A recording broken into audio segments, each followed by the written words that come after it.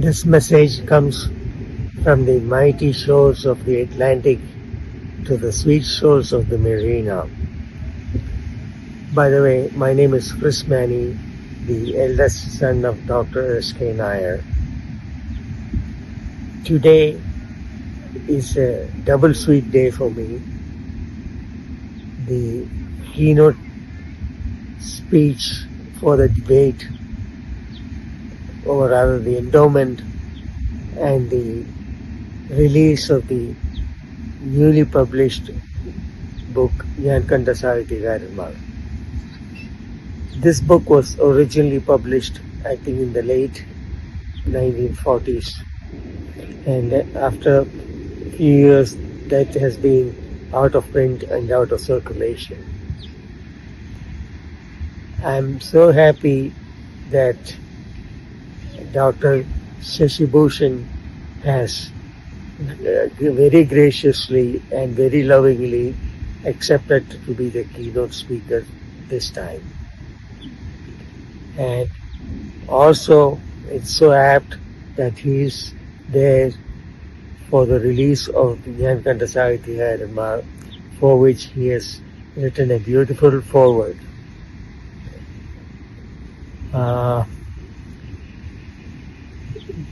Between Shashi Bhushan and myself, we have been friends, more or like brothers and two brothers, for quite some time, and we are in touch with him pretty often. Our relationship continued because of the fact that his father, esteemed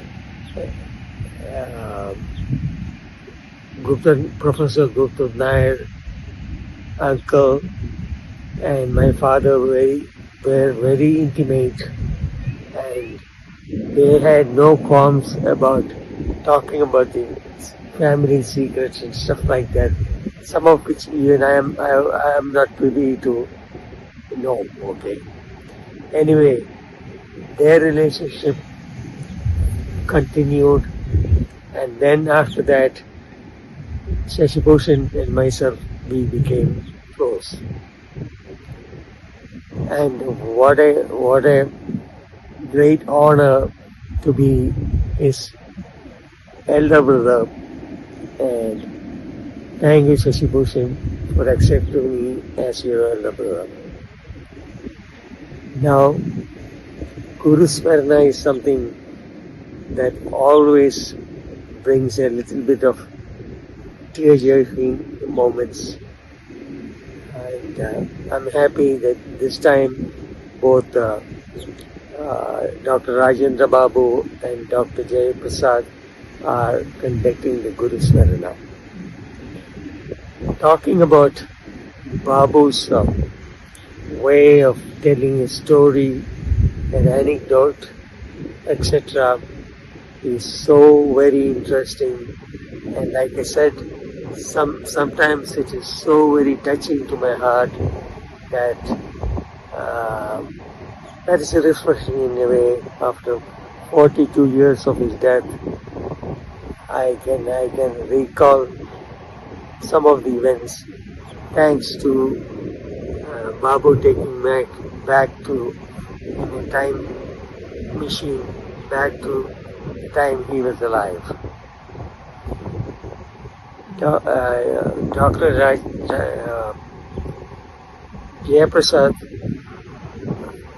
also gives his own way his relationship with his guru, my father. Unfortunately, I didn't get a chance to meet Jayaprasad at all because I left India in 1972, and of course he was close to our family, and his best friend was, I think, Sharath, who is no more. Anyway, thank you so much, Jayaprasad, for being there to do the Guru Smarana.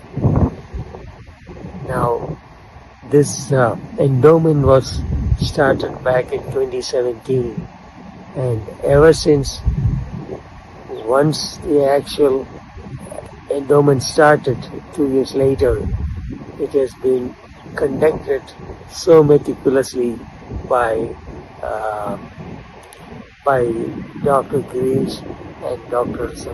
Santosh. And without their close-knit attachment towards the endowment, this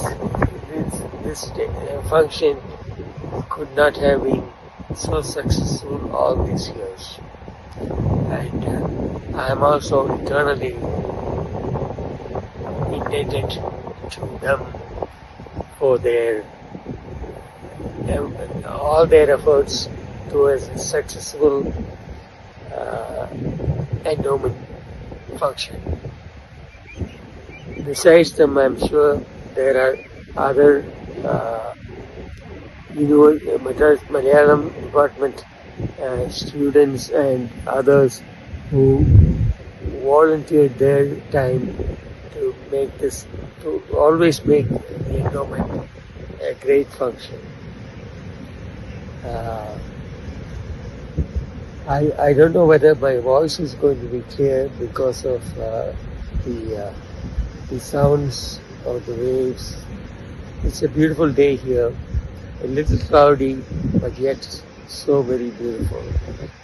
I live about just on the shores of this beautiful Atlantic Ocean. That's about it. For a change, I thought instead of sitting at home in a closed room and sending a message, video message,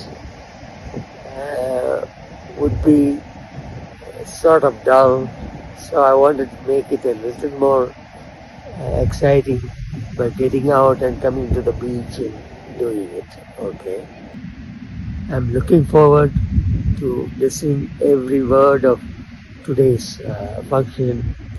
Hopefully it is going to be on live TV, and that's about it what I can say. Have fun. Oh, by the way, please thank also the audience on my behalf for taking their time to come and honor my dad by being there. Okay.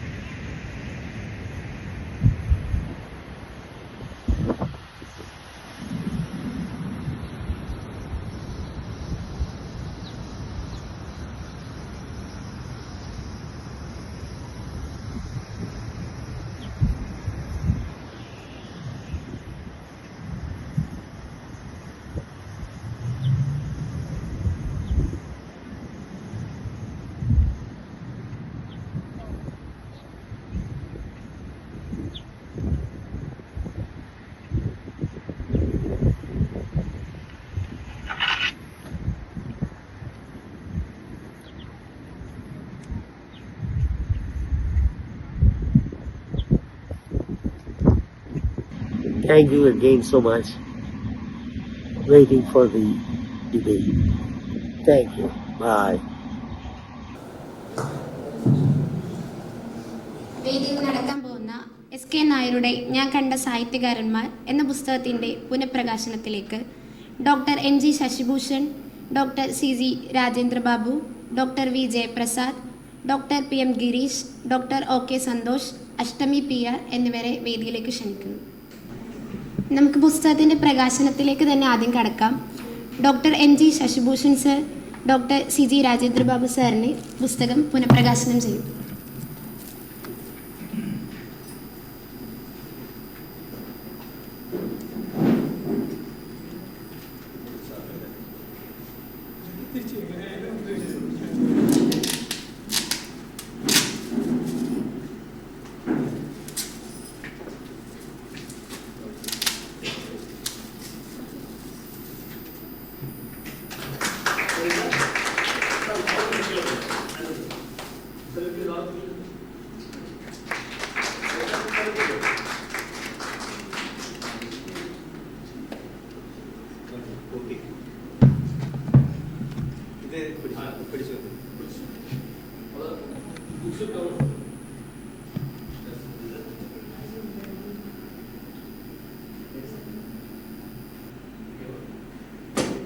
വേദിയിലേക്ക് doctor CG Rajendra Babu സാറിനെ ക്ഷണിച്ചോളൂ സംസാരിക്കാം.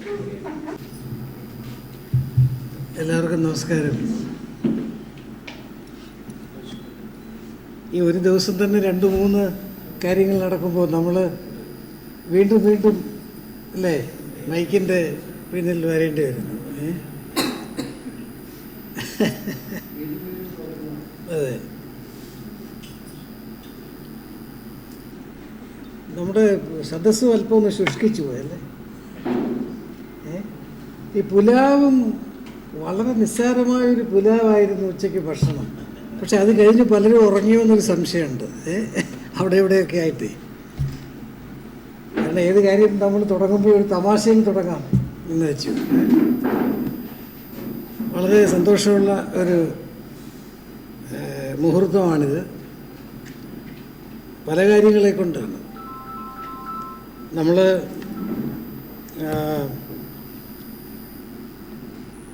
Shri doctor MG Shashibhushan മലയാളത്തിലെ നമ്മുടെ ഏറ്റവും വലിയ ഒരു ഞാൻ അദ്ദേഹത്തെ വിശേഷിപ്പിക്കേണ്ടത് എങ്ങനെയാണ്? ചരിത്രകാരനെന്ന് വിശേഷിപ്പിക്കണം, ചരിത്രകാരൻ, കലാഗവേഷകൻ, മികച്ച അധ്യാപകൻ, ഇതെല്ലാമാണ് ഡോക്ടർ MG ശശിഭൂഷൺ. അതിനൊക്കെ അപ്പുറത്ത് ഇന്ന് അദ്ദേഹത്തിൻ്റെ സാന്നിധ്യം ഡോക്ടർ SK നായർ സാറിൻ്റെ സ്മരണാർത്ഥമുള്ള ഈ എൻഡോവ്മെൻ്റ് പ്രഭാഷണത്തിനാണ്. ഞാനിവിടെ 2 പിതാക്കന്മാരുടെ ഒരു അനുഗ്രഹം കാണുകയാണ്. ആ 2 പിതാക്കന്മാർ എന്ന് പറയുന്നത് SK നായർ സാറും ഡോക്ടർ MG ശശിഭൂഷൻ്റെ പിതാവ് വിഖ്യാതനായ മലയാള സാഹിത്യ നിരൂപകൻ പ്രൊഫസർ S ഗുപ്തൻ നായർ സാറുമായിട്ടുള്ള ബന്ധം, ആ ബന്ധം വളരെ വളരെ നന്നായി അറിയാവുന്ന ഒരാളാണ് ഞാൻ. പ്രസാദിനൊക്കെ അറിയാം കുറേയൊക്കെ. ഗുപ്തൻ നായർ സാറും ഡോക്ടർ SK നായർ സാറും തമ്മിൽ വളരെ വളരെ ഗാഠമായ ബന്ധമുണ്ടായിരുന്നു. ഞാനിപ്പോഴും ഓർക്കുന്നു, ശശിഭൂഷൺ കേട്ടിട്ടുണ്ടാവും, മന്ദവെളിപ്പാക്കത്ത് SK നായർ സാറിൻ്റെ വീട്ടിൽ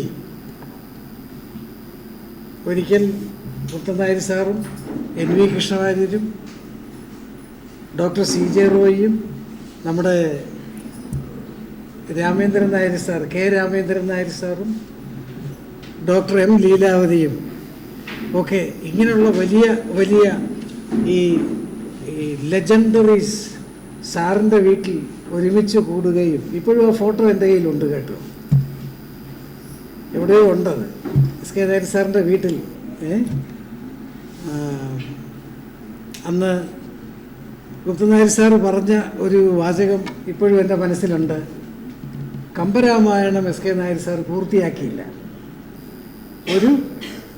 ഒരു ഭാഗം, അവസാനത്തെ ഭാഗം ബാക്കി വെച്ചിരിക്കുകയാണ്, അത് പൂർത്തിയായില്ല. അതുകൂടി SK പൂർത്തിയാക്കണം എന്ന് ലീലാവതിയുടെയും കൃഷ്ണവാര്യർ സാറിൻ്റെയും രാമേന്ദ്രൻ നായർ സാറിൻ്റെയൊക്കെ നടുക്ക് വെച്ച് എസ് കെ നായർ സാറിനോട് മുത്തനായർ സാറ് ഒരു ശാസനാരൂപത്തിൽ പറഞ്ഞത് ഞാനിപ്പോൾ ഓർക്കുകയാണ്. നമ്മളിന്ന് എസ് കെ നായർ സാറിൻ്റെ പേരിലുള്ള ഓർമ്മയിലുള്ള ആ എൻഡോവ്മെൻ്റാണ് നടത്തുന്നത്.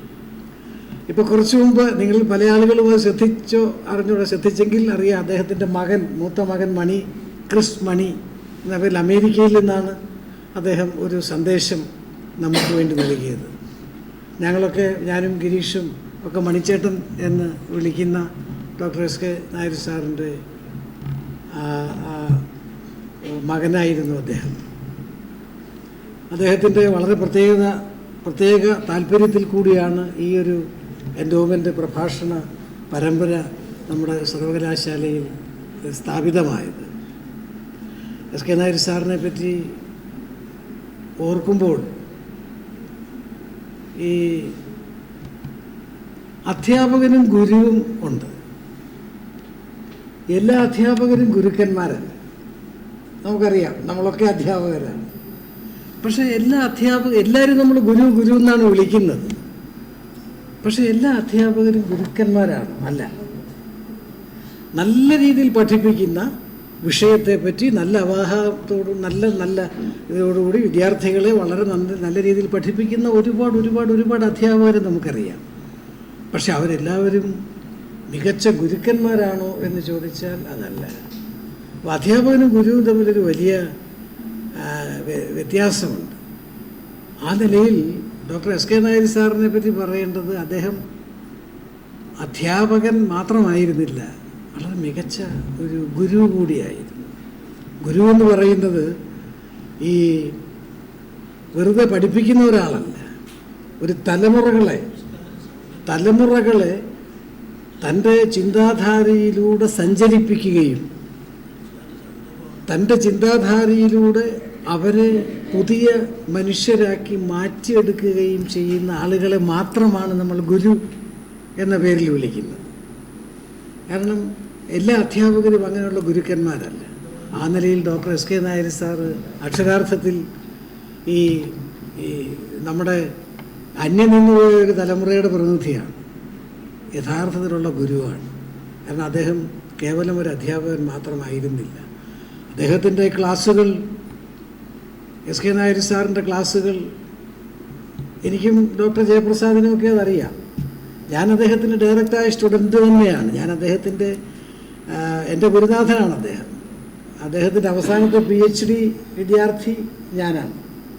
സാറിൻ്റെ അവസാനത്തെ PhD വിദ്യാർത്ഥി ഞാനാണ്. ഒരുപാട് വാത്സല്യം എനിക്ക് തന്നിട്ടുമുണ്ട്.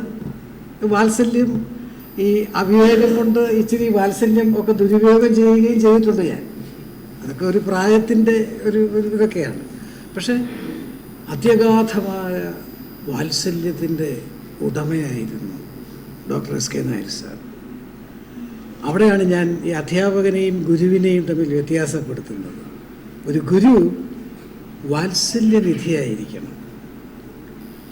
നമുക്കറിയാം, എസ് കെ നായർ സാറിൻ്റെ വീടിൻ്റെ വാതിലുകൾ ഒരിക്കലും അടഞ്ഞു കിടക്കുകയില്ല. എസ് കെ നായർ സാറിൻ്റെ വീടിൻ്റെ വാതിലുകൾ ഒരിക്കലും അടഞ്ഞു കിടക്കുകയില്ല. ഇവിടെ ഇരിക്കുന്ന CS പിള്ളയ്ക്കൊക്കെ നന്നായി അറിയാം, അവർക്ക് ഒരുപാട് ബന്ധമുള്ളവരാണ്. ആ വീടിൻ്റെ വാതിലുകൾ അടഞ്ഞു കിടക്കുകയില്ല. തൻ്റെ വിദ്യാർത്ഥികൾക്ക് വേണ്ടി ഏത് സമയത്തും തുറന്നു കിടക്കുന്ന വാതിലുകൾ ഉള്ള വീടായിരുന്നു അദ്ദേഹം. അതുപോലെ സാറിൻ്റെ കുടുംബം. ഇപ്പം നമ്മൾ ആ വീഡിയോയിൽ കണ്ട അമേരിക്കയിലുള്ള മണിച്ചേട്ടൻ, സാറിൻ്റെ കുടുംബവും അങ്ങനെയാണ്. മീനാക്ഷി അമ്മ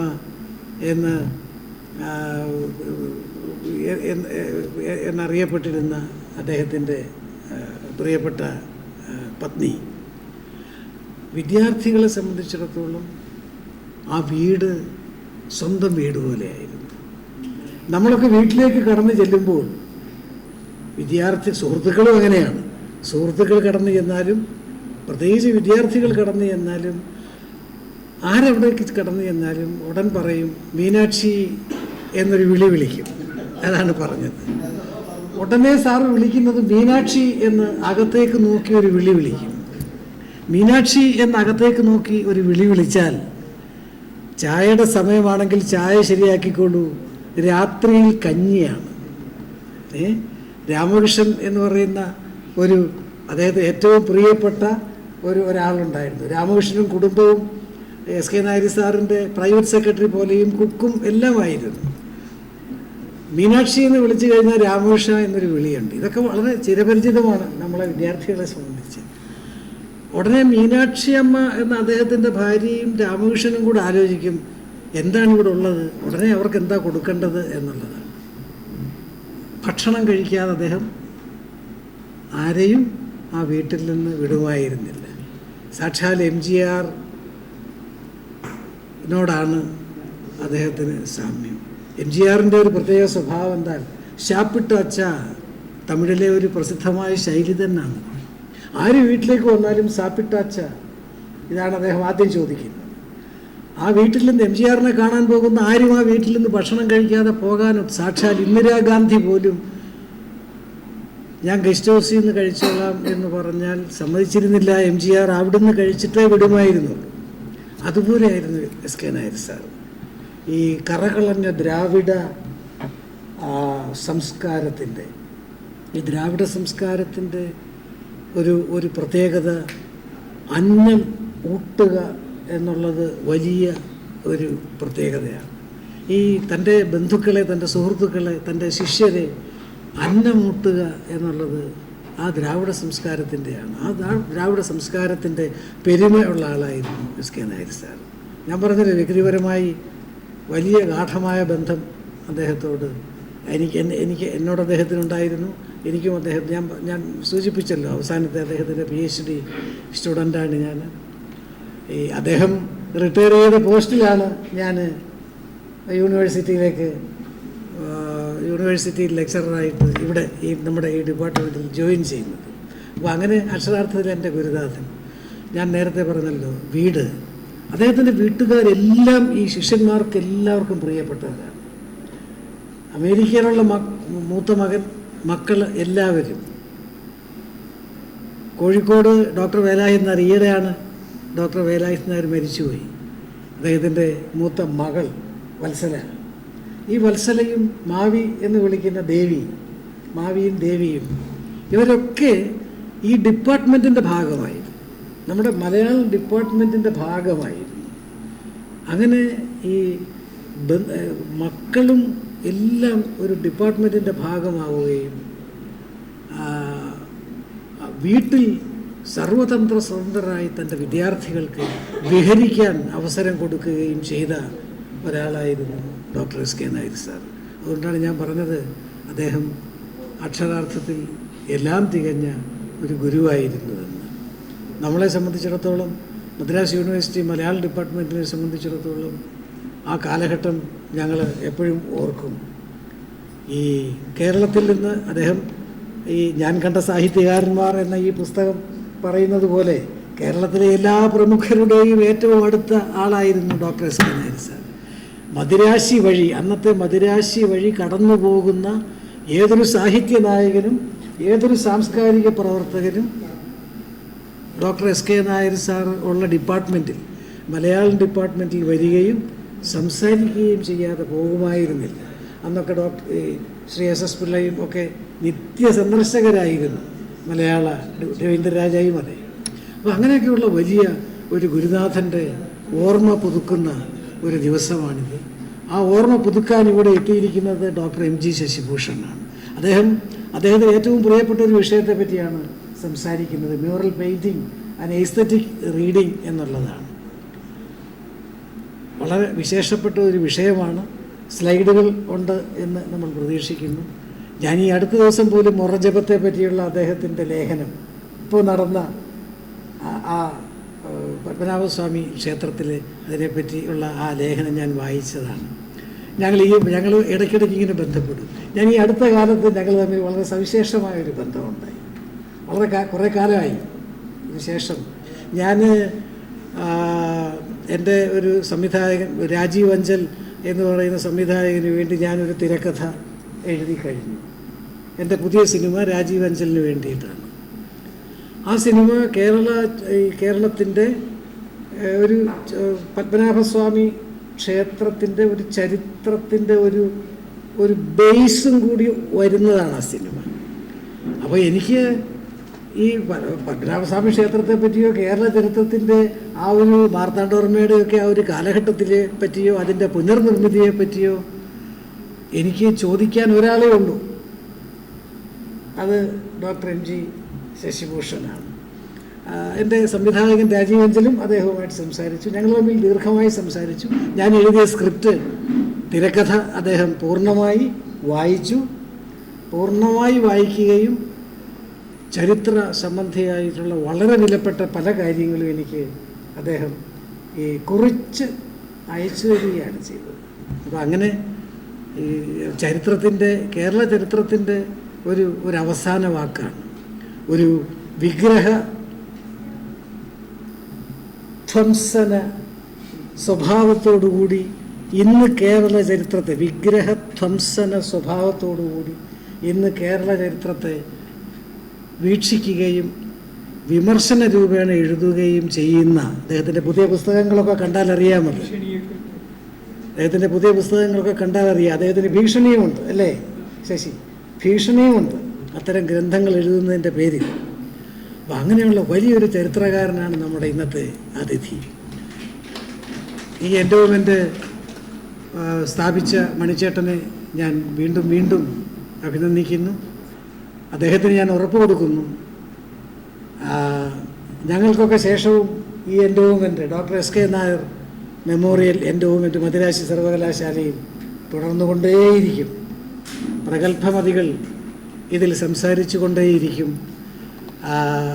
ഡിപ്പാർട്ട്മെൻറ്റിൻ്റെ പേരിൽ അമേരിക്കയിൽ ഇരുന്ന് ഇത് കണ്ടുകൊണ്ടിരിക്കുന്ന അദ്ദേഹത്തിൻ്റെ എസ് കെ നായർ സാറിൻ്റെ കുടുംബത്തിനും പ്രത്യേകിച്ച് ക്രിസ്മണി എന്ന ഞങ്ങളുടെ മണിച്ചേട്ടനും എല്ലാവിധ ആശംസകളും അർപ്പിച്ചുകൊണ്ട് പ്രിയപ്പെട്ട ശശിഭൂഷണും ആശംസ തീർന്നുകൊണ്ട് ഞാൻ അവസാനിപ്പിക്കുന്നു. നമസ്കാരം.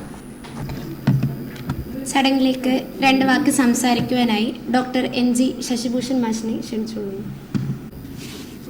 Professor PM Girish, professor Rajendra Babu, doctor Jayaprasad, doctor Santhosh, മറ്റ് സുഹൃത്തുക്കളെ,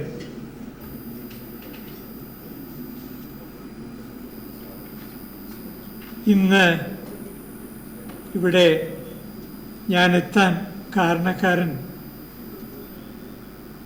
നിങ്ങൾക്കെല്ലാവർക്കും അറിയാവുന്നതുപോലെ മണിച്ചേട്ടനാണ്. ഡോക്ടർ SK നായരുടെ മകൻ. അദ്ദേഹത്തിൻ്റെ സ്നേഹവും നിർബന്ധവും നിരസിക്കാൻ കഴിയാത്തത് കൊണ്ട് കൂടിയാണ് ഞാനിവിടെ ഇപ്പോൾ ഇവിടെ നിൽക്കുന്നത്. ഒരു കാലത്ത് കേരളത്തിലെ പ്രസിദ്ധീകരണങ്ങളിലെ 2 യുവാക്കൾ നിരന്തരമായി ലേഖനങ്ങൾ എഴുതുമായിരുന്നു. അതിലൊരാളുടെ പേര് SK നായർ എന്നും മറ്റൊരാളുടെ പേര് SG നായർ എന്നും ആയിരുന്നു. വായനക്കാർ വിചാരിച്ചു ഇവര് സഹോദരന്മാരാണെന്ന്. SK നായർ ആരാണെന്ന് നിങ്ങൾക്ക് എല്ലാവർക്കും അറിയാം. പക്ഷേ SG നായർ ആരാണെന്ന് നിങ്ങൾക്ക് അറിവുണ്ടാവില്ല. അത് S ഗുപ്തൻ നായരാണ്. S ഗുപ്തൻ നായർ ആദ്യകാലത്ത് ലേഖനങ്ങൾ എഴുതിയിരുന്നത് ഗുപ്തൻ നായർ എന്നുള്ള പേരിൻ്റെ ഒരു പ്രത്യേകത കൊണ്ടോ അഭംഗി കൊണ്ടോ SG നായർ എന്ന് പറഞ്ഞാണ് ലേഖനങ്ങൾ എഴുതിയിരുന്നത്. മാതൃഭൂമിയുടെ പഴയ ലക്കങ്ങളിൽ SG നായരുടെയും SK നായരുടെയും ലേഖനങ്ങൾ അടുത്തടുത്ത് പ്രസിദ്ധീകരിച്ചിരുന്നു. 1945 കാലത്ത്, 45-50 കാലത്ത്.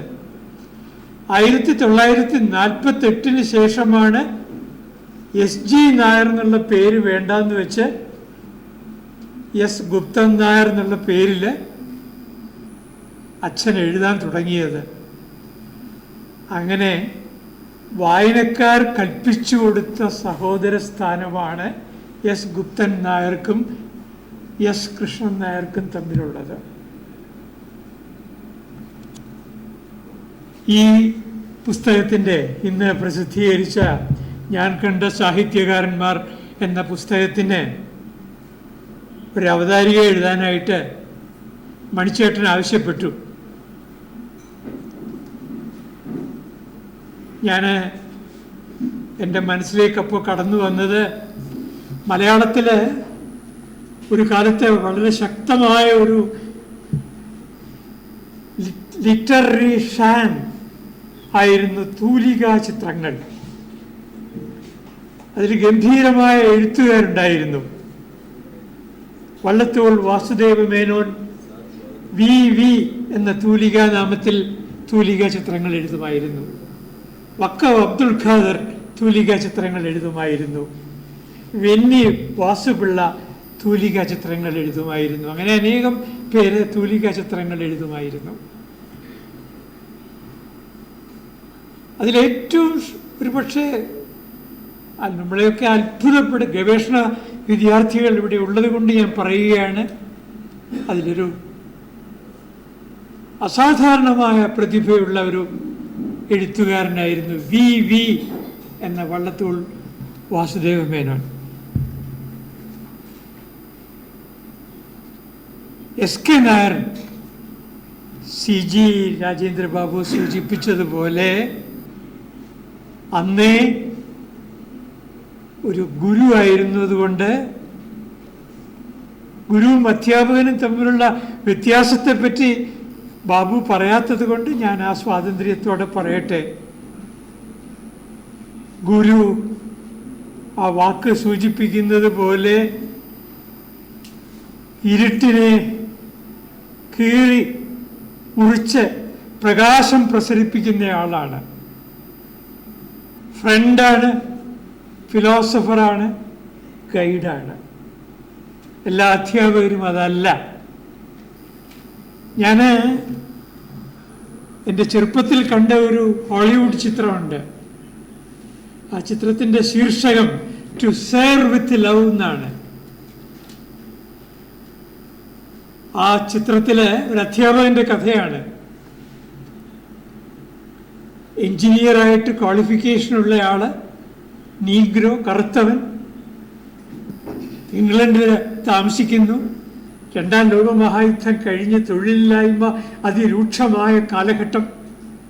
ഒരു ഹയർ സെക്കൻഡറി സ്കൂളിൽ അധ്യാപകനായിട്ട് ജോലി കിട്ടി. ഇയാൾക്ക് തീരെ ഇഷ്ടമല്ല, കാരണം എഞ്ചിനീയറാണ്. ഇയാൾ ഇതല്ല ആഗ്രഹിച്ചത്. പക്ഷെ എന്തെങ്കിലും ഒരു ജോലി കൂടിയേ തീരൂ.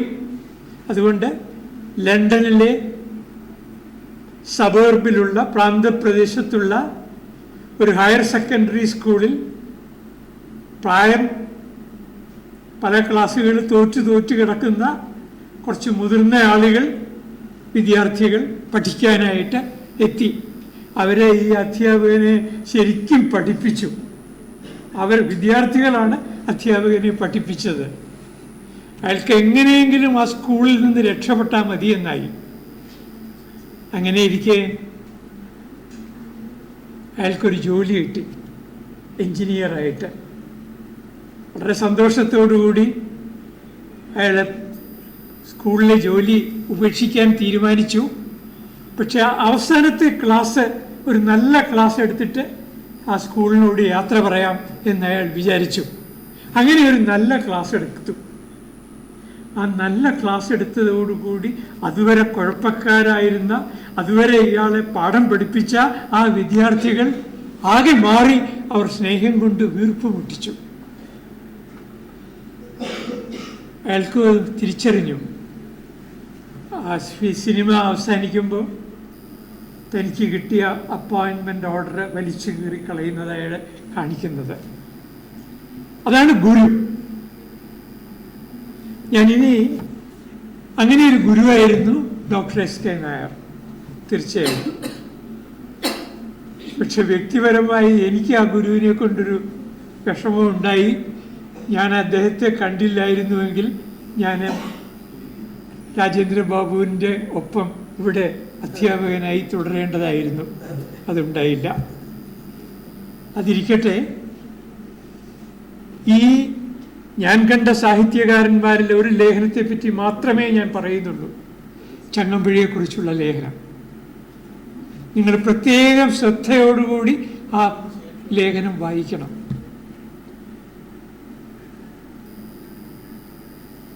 ചങ്ങമ്പുഴയുടെ മനസ്വിനി, ചങ്ങമ്പുഴയുടെ ശ്രീദേവി ആണെന്ന് എസ് കെ നായർ എഴുതിയത് സത്യത്തിലൊരു കള്ളമാണ്. പക്ഷേ അദ്ദേഹം അങ്ങനെ ഒരു കള്ളം എഴുതിയത് അദ്ദേഹത്തിന് വേണ്ടിയല്ല,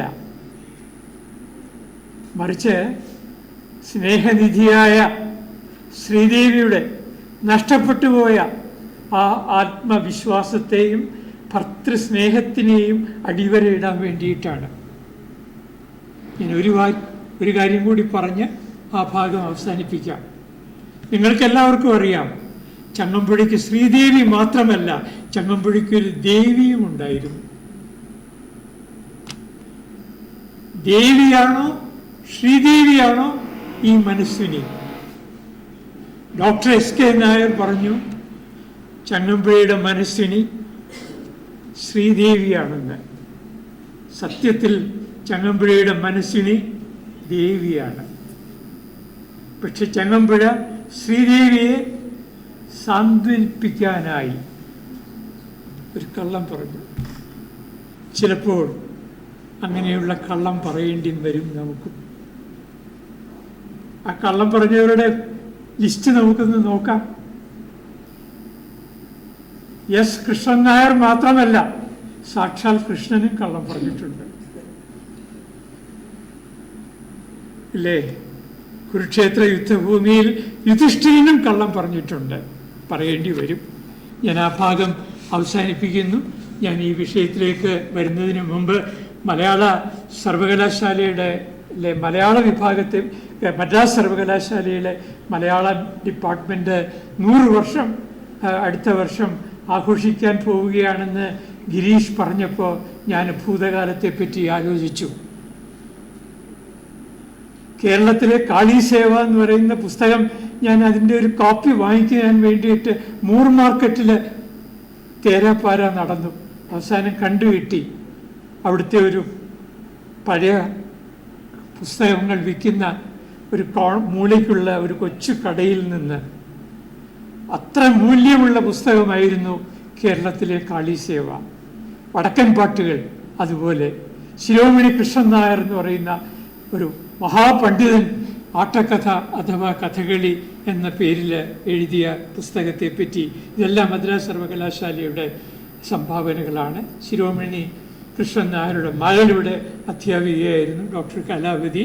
അങ്ങനെ പറയാനാണെങ്കിൽ ഒരുപാടുണ്ട്.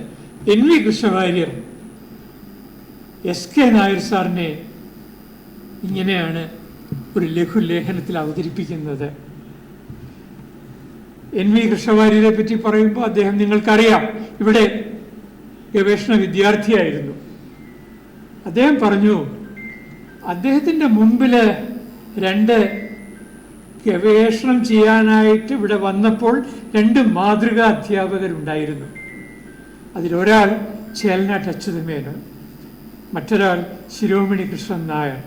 മഹാഗൗരവക്കാരനാണ് ശിരോമണി കൃഷ്ണൻ നായർ. ആവശ്യമില്ലാത്ത ഒരു കാര്യവും സംസാരിക്കുകയില്ല. തികഞ്ഞ പണ്ഡിതൻ. നേരെ മറിച്ച് ചേലനാട്ട് അച്യുതമേനോൻ അങ്ങനെയേ അല്ല.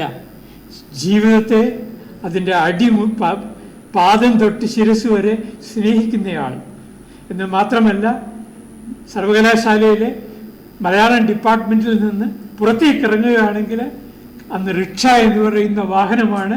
ആ റിക്ഷയിലേക്ക് കയറിയിരിക്കുമ്പോൾ ആ റിക്ഷക്കാരനുമായിട്ട് വീട്ടിലെത്തുന്നത് വരെ സംസാരിച്ചുകൊണ്ടിരിക്കും. ആ ചേലനാട്ട് അച്യുതമേനോൻ്റെ പാരമ്പര്യമായിരുന്നു എസ് കെ നായർ സ്വീകരിച്ചത്. എന്നാൽ ശിരോമണി കൃഷ്ണൻ നായരുടെ ഒരു പാരമ്പര്യത്തെ പിന്തുടരുകയായിരുന്നു ഡോക്ടർ കെ എൻ എഴുത്തച്ഛൻ ചെയ്തത്. ഈ 2 പേരും ഒരാൾ ബഹിർമുഖനായ പണ്ഡിതൻ, മറ്റൊരാൾ അന്തർമുഖനായ പണ്ഡിതൻ. ഈ അന്തർമുഖനായ പണ്ഡിതനെ കൊണ്ടും ബഹിർമുഖനായ പണ്ഡിതനെ കൊണ്ടും മലയാള സർവകലാശാലയിലെ മദ്രാസി സർവകലാശാലയിലെ മലയാള വിഭാഗത്തിന് നേട്ടങ്ങളെ ഉണ്ടായിട്ടുള്ളൂ. ഞാൻ ഇനി ഒരു കാര്യം കൂടി പറയട്ടെ. ഇതെൻ്റെ നിരീക്ഷണം. ഇനി ഞാൻ പറയാൻ പോകുന്നത് എൻ്റെ നിരീക്ഷണമാണ്. ഇന്ന് ഇപ്പോൾ ഏറ്റവും വലിയ വിവാദമാക്കിയിട്ടുള്ളൊരു വിഷയമുണ്ട്. ഇപ്പോഴല്ല, ഒരു 10 വർഷം മുമ്പ് മലയാളം ശ്രേഷ്ഠ ഭാഷയായിട്ട് മലയാളത്തെ പ്രഖ്യാപിച്ച സന്ദർഭത്തിൽ ചില വിവാദങ്ങൾ ഉണ്ടായി. അതിലൊരു പ്രധാനപ്പെട്ട വിവാദം എന്ന് പറയുന്നത് തമിഴിൽ നിന്നാണ് മലയാളം ഉണ്ടായത് എന്ന് ഒരു പക്ഷവും, ആദി ദ്രാവിഡ ഭാഷയിൽ നിന്നാണ് മലയാളം സ്വതന്ത്ര ഭാഷയായി വേർതിരിഞ്ഞത് എന്ന് മറ്റൊരു പക്ഷവും. വളരെ കൗതുകപരമായൊരു കാര്യമാണ് പറയാൻ പോകുന്നത്. ഈ മദ്രാസി സർവകലാശാലയിൽ ജോലി ചെയ്തിരുന്നവരെല്ലാം ആദി ദ്രാവിഡ ഭാഷയിൽ നിന്ന് മലയാളം വേർതിരിഞ്ഞു എന്ന് പറയാൻ ഇഷ്ടപ്പെടുന്നവരായിരുന്നു. ചേലനാട്ട് അച്യുതമേനോൻ ഉൾപ്പെടെയുള്ള ആളുകൾ. ചേലനാട്ട് അച്യുതമേനോനെ പിന്തുണയ്ക്കാനായി ഡോക്ടർ ഗോദവർമ്മയെ പോലെയുള്ള ആളുകൾ, CL ആന്റണിയെ പോലെയുള്ള ആളുകൾ, ഭാഷാശാസ്ത്രജ്ഞന്മാർ, ഏറ്റവും ഒടുവിൽ ഗോവിന്ദൻകുട്ടി മേനോൻ ലൈഡൻ സർവകലാശാലയിലെ ഇൻറ്റോളജിയുടെ പ്രൊഫസറായിരുന്ന ആളായിട്ടാണ് അദ്ദേഹത്തെ നമ്മൾ അറിയുന്നത്. അദ്ദേഹമാണ് വാസ്തവത്തിൽ വളരെ നിർണായകമായ സംഭാവന ഇക്കാര്യത്തിൽ മലയാള ഭാഷയ്ക്ക് പ്രാചീനതയെപ്പറ്റി ലോകത്തെ ബോധ്യപ്പെടുത്തുന്നതിൽ പങ്കുവഹിച്ചത്. അമ്പലം എന്നുള്ള വാക്ക്, അതുപോലെ ചിലപ്പതികാരത്തിലെ അനേക പദങ്ങൾ എല്ലാം ചൂണ്ടിക്കാണിച്ചുകൊണ്ട് ഇതെന്തുകൊണ്ടായിരിക്കുമെന്ന് ഞാൻ മാറി നിന്ന് ആലോചിച്ചിട്ടുണ്ട്. എനിക്കപ്പോൾ ഒരു ഉത്തരം കിട്ടി. ഞാൻ ആ ഉത്തരം ഒരു ആലങ്കാരിക ഭാഷയിൽ പറയുന്നുള്ളൂ. അതായത് 13ാം നൂറ്റാണ്ട് മുതൽ 16ാം നൂറ്റാണ്ട് വരെ തിരുനെൽവേലി പ്രദേശങ്ങൾ ഭരിച്ചിരുന്നത് കൊല്ലത്തുള്ള വേണാട് രാജാക്കന്മാരാണ്. ഇവരെ ഭൂതല ഇവരെ ദേശീയനാട്ട് രാജാക്കന്മാരെന്നാണ് പറഞ്ഞിരുന്നത്. ജയസിംഹന്മാരെന്ന് പറഞ്ഞിരുന്നു. ആ പ്രദേശത്തിന് മുള്ളിനാട്, ബ്രഹ്മദേശം എന്നൊക്കെ പേരുകളുണ്ട്. താമ്രവർണി നദിയുടെ തെക്കുഭാഗത്തും പടിഞ്ഞാറ് ഭാഗത്തുമായിരുന്നു അവരുടെ ആ ദേശം ആദ്യം രൂപം കൊള്ളുന്നത്. പക്ഷെ അതിൻ്റെ സുവർണകാലത്ത് തിരുനെൽവേലി മുഴുവൻ ഈ രാജാക്കന്മാരുടെ കീഴിലായിരുന്നു. തൂത്തുക്കുടിക്കടുത്തുള്ള കായൽ എന്ന് പറയുന്ന പട്ടണമായിരുന്നു അവരുടെ തുറമുഖം. 16ാം നൂറ്റാണ്ടായപ്പോൾ വിജയനഗര രാജാക്കന്മാർ അവരെ പരാജയപ്പെടുത്തി അവർ തിരിച്ച് കൊല്ലത്തേക്കും നെടുമങ്ങാട്ടേക്കും മടങ്ങി വന്നു. ഈ ഭൂതല വീരന്മാരുടെ 100-ൽ കൂടുതൽ ശിലാലിഖിതങ്ങൾ കണ്ടെടുത്തിട്ടുണ്ട്. പക്ഷെ കാര്യമായ ഒരു PhD പ്രബന്ധവും ഈ ഭൂതല വീരന്മാരെ പറ്റി ഉണ്ടായിട്ടില്ല. ഹിസ്റ്ററി ഓഫ് തിരുനെൽവേലിയിൽ ഡോക്ടർ കോൾഡ്വെൽ പറയുന്നുണ്ട്. അതുപോലെ മറ്റ് പല തിരുനെൽവേലിയുടെ ചരിത്രത്തിലും സാന്ദർഭികമായി പറയുന്നുണ്ട്. എങ്കിലും ഭൂതല വീരന്മാരിൽ ഭൂതല വീരരാമൻ, അവരുടെ മുഴുവൻ പേര് രസമാണ്. വെൻറു മൺകൊണ്ട ശങ്കര നാരായണൻ വേലൈക്കാരൻ ഭൂതല വീരൻ, രാമവർമ്മ, മാർത്താണ്ഡവർമ്മ, രവിവർമ്മ എന്നിങ്ങനെയുള്ള പേരുകളിൽ കുറേ പേരാണ്. ഇവരെല്ലാം മക്കത്തായികളാണ്, മരുമക്കത്തായികളല്ല. ഇവരുടെയൊക്കെ ക്ഷേത്രങ്ങൾ നമുക്ക് കാണാൻ പറ്റും തിരുനെൽവേലിയിൽ, ഇന്നും കാണാം. ഞാൻ 2-3 ലേഖനങ്ങൾ, യാത്രാവിവരണ ലേഖനങ്ങൾ എഴുതിയിട്ടുണ്ട്. പാടുന്ന കൽത്തൂണുകൾ ഇവരുടെ പല ക്ഷേത്രങ്ങളിലും ഉണ്ട്. ഇവരുടെ സത്യവാഗീശ്വര ക്ഷേത്രം കളക്കാടായിരുന്നു ക്യാപിറ്റൽ ഈ ഭൂതല വീരന്മാരുടെ. അവർ പണിഞ്ഞ ക്ഷേത്രമാണ് എന്നറിയാനായിട്ട് അവിടെ ശംഖുമുദ്രയുണ്ടാവും. പക്ഷെ അവര് തമിഴാണ് സംസാരിച്ചിരുന്നത്, മലയാളമല്ല. അവരുടെ കുടുംബം മുൻകുടുമയല്ല, പിൻകുടുമയാണ്. എന്ന് മാത്രമല്ല, വ്യാകരണത്തിൽ കൂടി രാഷ്ട്രീയം കൊണ്ടുവരാൻ ശ്രമിച്ചത് ഈ ഭൂതല വീരന്മാരാണ്. അവർ പറഞ്ഞു, തമിഴും മലയാളവും ഒന്നാണ്, രണ്ടല്ല മറിച്ച് കന്നഡക്കാരെ സൂക്ഷിക്കുക. അതാണ് ലീലാതിലകത്തിലെ കൂന്തൽ വാദമെന്ന് റിച്ച് ഫ്രീമൻ എന്ന American professor grammar in politics എന്ന് പറയുന്ന അദ്ദേഹത്തിൻ്റെ ഗവേഷണ പ്രബന്ധത്തിൽ പറയുന്നുണ്ട്. ഇത് മാത്രമല്ല, തമിഴിലും അദ്ദേഹം ഈ പറയുന്ന സംഗ്രാമധീര രവിവർമ്മയുടെ അനിയൻ്റെ കാലത്താണ് ഈ ആർഗ്യുമെൻ്റ് ലീലാതിലകം എഴുതിയ എഴുത്തുകാരനെ കൊണ്ട് രാജാവ് പ്രേരിപ്പിച്ച് എഴുതിപ്പിച്ചു എന്നാണ് റിച്ച് ഫ്രീമൻ പറയുന്നത്. ശരിയാകാം, ശരിയല്ലാതെയും ആകാം. പക്ഷെ അങ്ങനെ ഒരു ആർഗ്യുമെൻ്റ് ഉണ്ട്. ഞാൻ ഗവേഷണ വിദ്യാർത്ഥികളുടെ അറിവിലേക്ക് വേണ്ടി അത് പറയുന്നേ ഉള്ളൂ. കൂന്തൽവാദത്തിൻ്റെ ചുരുക്കം എന്താണ്? കൂന്തൽ എന്ന് പറയുന്ന പദം മണിപ്രവാളത്തിൽ ഉപയോഗിക്കാൻ പാടില്ല. എന്തുകൊണ്ട്? കൂന്തൽ എന്ന് പറയുന്നത് കന്നഡ പദമാണ്. പക്ഷെ വ്യംഗ്യമായി എന്താണ് ലീലാതിലകാരൻ പറയുന്നത്? കന്നഡം എന്ന് പറഞ്ഞാൽ വിജയനഗര രാജാക്കന്മാരുടെ ഹംപി എന്ന് പറയുന്നത് കർണാടക സ്റ്റേറ്റിലാണ്. കർണാടക സ്റ്റേറ്റിലുള്ള ഈ വിജയനഗര രാജാക്കന്മാരെ ബിവെയർ ഓഫ് വിജയനഗര റൂളേഴ്സ് എന്ന് വ്യംഗ്യമായി ലീലാതിലകത്തിലൂടെ പറയുകയാണെന്നാണ് റിച്ച് ഫ്രീമൻ വാദിച്ചത്. അതാ ആ ഭാഗം അവിടെ നിൽക്കട്ടെ. അപ്പോൾ അങ്ങനെയൊക്കെയുള്ള ഒരു ചില പ്രത്യേകതകളും ഈ മലയാളം ഡിപ്പാർട്ട്മെൻറ്റിന് 100 വർഷത്തെ ചരിത്രത്തിൻ്റെ ഇടയിൽ നമുക്ക് ചികഞ്ഞു നോക്കിയാൽ കാണാൻ സാധിക്കും. ഞാനിനി വിഷയത്തിലേക്ക് വരട്ടെ. അതിനു മുമ്പ് ഒരു കാര്യം കൂടി, ഡോക്ടർ SK നായരുടെ സംഭാവനകളെ പറ്റി പറയുമ്പോൾ ഞാൻ അദ്ദേഹത്തിൻ്റെ ഏറ്റവും പ്രധാനപ്പെട്ട സംഭാവനയായി ഞാൻ കാണുന്നത് അദ്ദേഹത്തിൻ്റെ PhD പ്രബന്ധത്തിൽ നാടോടി നാടകങ്ങൾ എന്നാണ് ആ പ്രബന്ധത്തിൽ അതിൻ്റെ ശീർഷകം. ആ നാടോടി നാടകങ്ങളിൽ നിന്നുള്ള ഫോക്ക് പ്ലേസസ് ഇൻ കേരള, ഈ ഫോക്ക് പ്ലേസസ് ഇൻ കേരള എന്ന് പറയുന്ന ആ PhD പ്രബന്ധത്തിൽ കൂടിയാണ് മുടിയേറ്റ് എന്ന് പറയുന്ന അനുഷ്ഠാന കലയെ കുറിച്ചുള്ള ഏറ്റവും ആധികാരികമായ ആദ്യത്തെ പഠനം. ഇന്ന് യുനെസ്കോ മുടിയേറ്റിനെ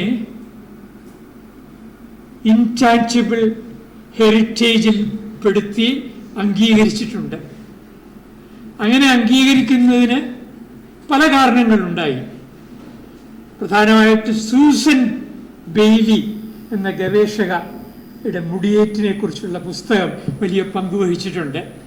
നിങ്ങൾ തീർച്ചയായും വായിച്ചിട്ടില്ലെങ്കിൽ വായിക്കേണ്ട പുസ്തകമാണ് നമ്മുടെ ബെഞ്ചമിൻ ബെയ്ലിയുടെ കുടുംബത്തിൽപ്പെട്ട സൂസൻ ബെയ്ലിയുടെ മുടിയേറ്റിനെ കുറിച്ചുള്ള പുസ്തകം. പക്ഷേ മുടിയേറ്റിനെ പറ്റി ഡോക്ടർ ചുമ്മാർ ചൂണ്ടൽ എഴുതിയിട്ടുണ്ട്. പക്ഷെ ആദ്യമായി മുടിയേറ്റിനെ കുറിച്ച് ആധികാരികമായി പണ്ഡിതോചിതമായി എഴുതിയത് ഡോക്ടർ SK നായരാണ്. അതുപോലെ അദ്ദേഹത്തിൻ്റെ കമ്പരാമായണത്തിൻ്റെ വിവർത്തനം, മലയാള കമ്പർ എന്ന് പറഞ്ഞ് അദ്ദേഹത്തെ ബഹുമാനിച്ചത് doctor NV Krishna Warrier SK Nair സാറിൻ്റെ ഒരു പ്രഭാഷണത്തെ പറ്റി അനുസ്മരണ ലേഖനത്തിൽ പറയുന്നുണ്ട്. അതിങ്ങനെയാണ്: EV രാമസ്വാമി നായ്ക്കർ, തമിഴ്നാട്ടിലെ ആളുകൾ അദ്ദേഹത്തെ പെരിയാർ എന്നാണ് ഞാൻ എഴുതി കണ്ടിട്ടുള്ളത്, അങ്ങനെയല്ല പറയേണ്ടിയിരുന്നത്, പെരിയോർ. അതായത് ചിലപ്പോൾ ഉച്ചാരണത്തിന് പെരിയാർ എന്ന് പറയുമായിരിക്കും. നമുക്ക് പെരിയാർ നദിയാണ്. ഈ പെരിയാറിനെ EV രാമസ്വാമി നായ്ക്കരെ ഒരു ജന്മദിന വേളയിൽ പ്രസംഗിക്കുകയാണ് ആളുകൾ, അദ്ദേഹത്തിൻ്റെ ശിഷ്യന്മാർ. CN അണ്ണാദുരയുണ്ട്, ഗംഭീരന്മാരായ നെടുഞ്ചേഴിയൻ, കരുണാനിധി തുടങ്ങിയ ആളുകളൊക്കെ ഉണ്ട്. അങ്ങനെ ഇരിക്കുകയാണ് SK നായർ സാറിൻ്റെ ഊഴം വന്നത്. അദ്ദേഹം പ്രസംഗിച്ചു. ഏതാണ്ട് തന്നെ പറ്റിയുള്ള പുകഴ്ത്തലുകൾ കേട്ട് മടുത്തിരുന്ന EV രാമസ്വാമി നായർ പെട്ടെന്ന് ഉണർന്ന് ഇതാരാണ് ഈ സംസാരിക്കുന്നത് എന്ന് അന്വേഷിക്കുകയുണ്ടായി. ഡോക്ടർ SK നായരാണെന്ന് ആരോ പറഞ്ഞു കൊടുക്കുകയും ചെയ്തു. ഇതാണ് NV കൃഷ്ണവാര്യർ അദ്ദേഹത്തിൻ്റെ ലേഖനത്തിൽ അനുസ്മരിക്കുന്നത്. ഞാൻ ആ ഒരു കാര്യം കൂടി ഓർത്തുകൊണ്ട് ഞാൻ ആ ഭാഗം അവിടെ അവസാനിപ്പിക്കുന്നു. ഞാൻ എൻ്റെ വിഷയത്തിലേക്ക് വരികയാണ്. എനിക്ക് വളരെ പ്രിയപ്പെട്ട വിഷയമായതുകൊണ്ട് സമയത്തിൻ്റെ പരിധി കടക്കാതിരിക്കാൻ എനിക്ക് ശ്രമിക്കാം. എനിക്ക് ആദ്യമായിട്ട് പറയാനുള്ളത്, നമ്മുടെ കേരളത്തിൻ്റെ ഒരു കലയുടെ രംഗം എന്ന് പറയുന്നത് ഒരു വളരെ പ്രത്യേകതയുള്ള, അതായത് ആലേഖന കലകളുണ്ട്, ദൃശ്യകലയുണ്ട്, നാടോടി കലകളുണ്ട്, അങ്ങനെ പല പല കലകളാൽ സമ്പന്നമാണ് കേരളം.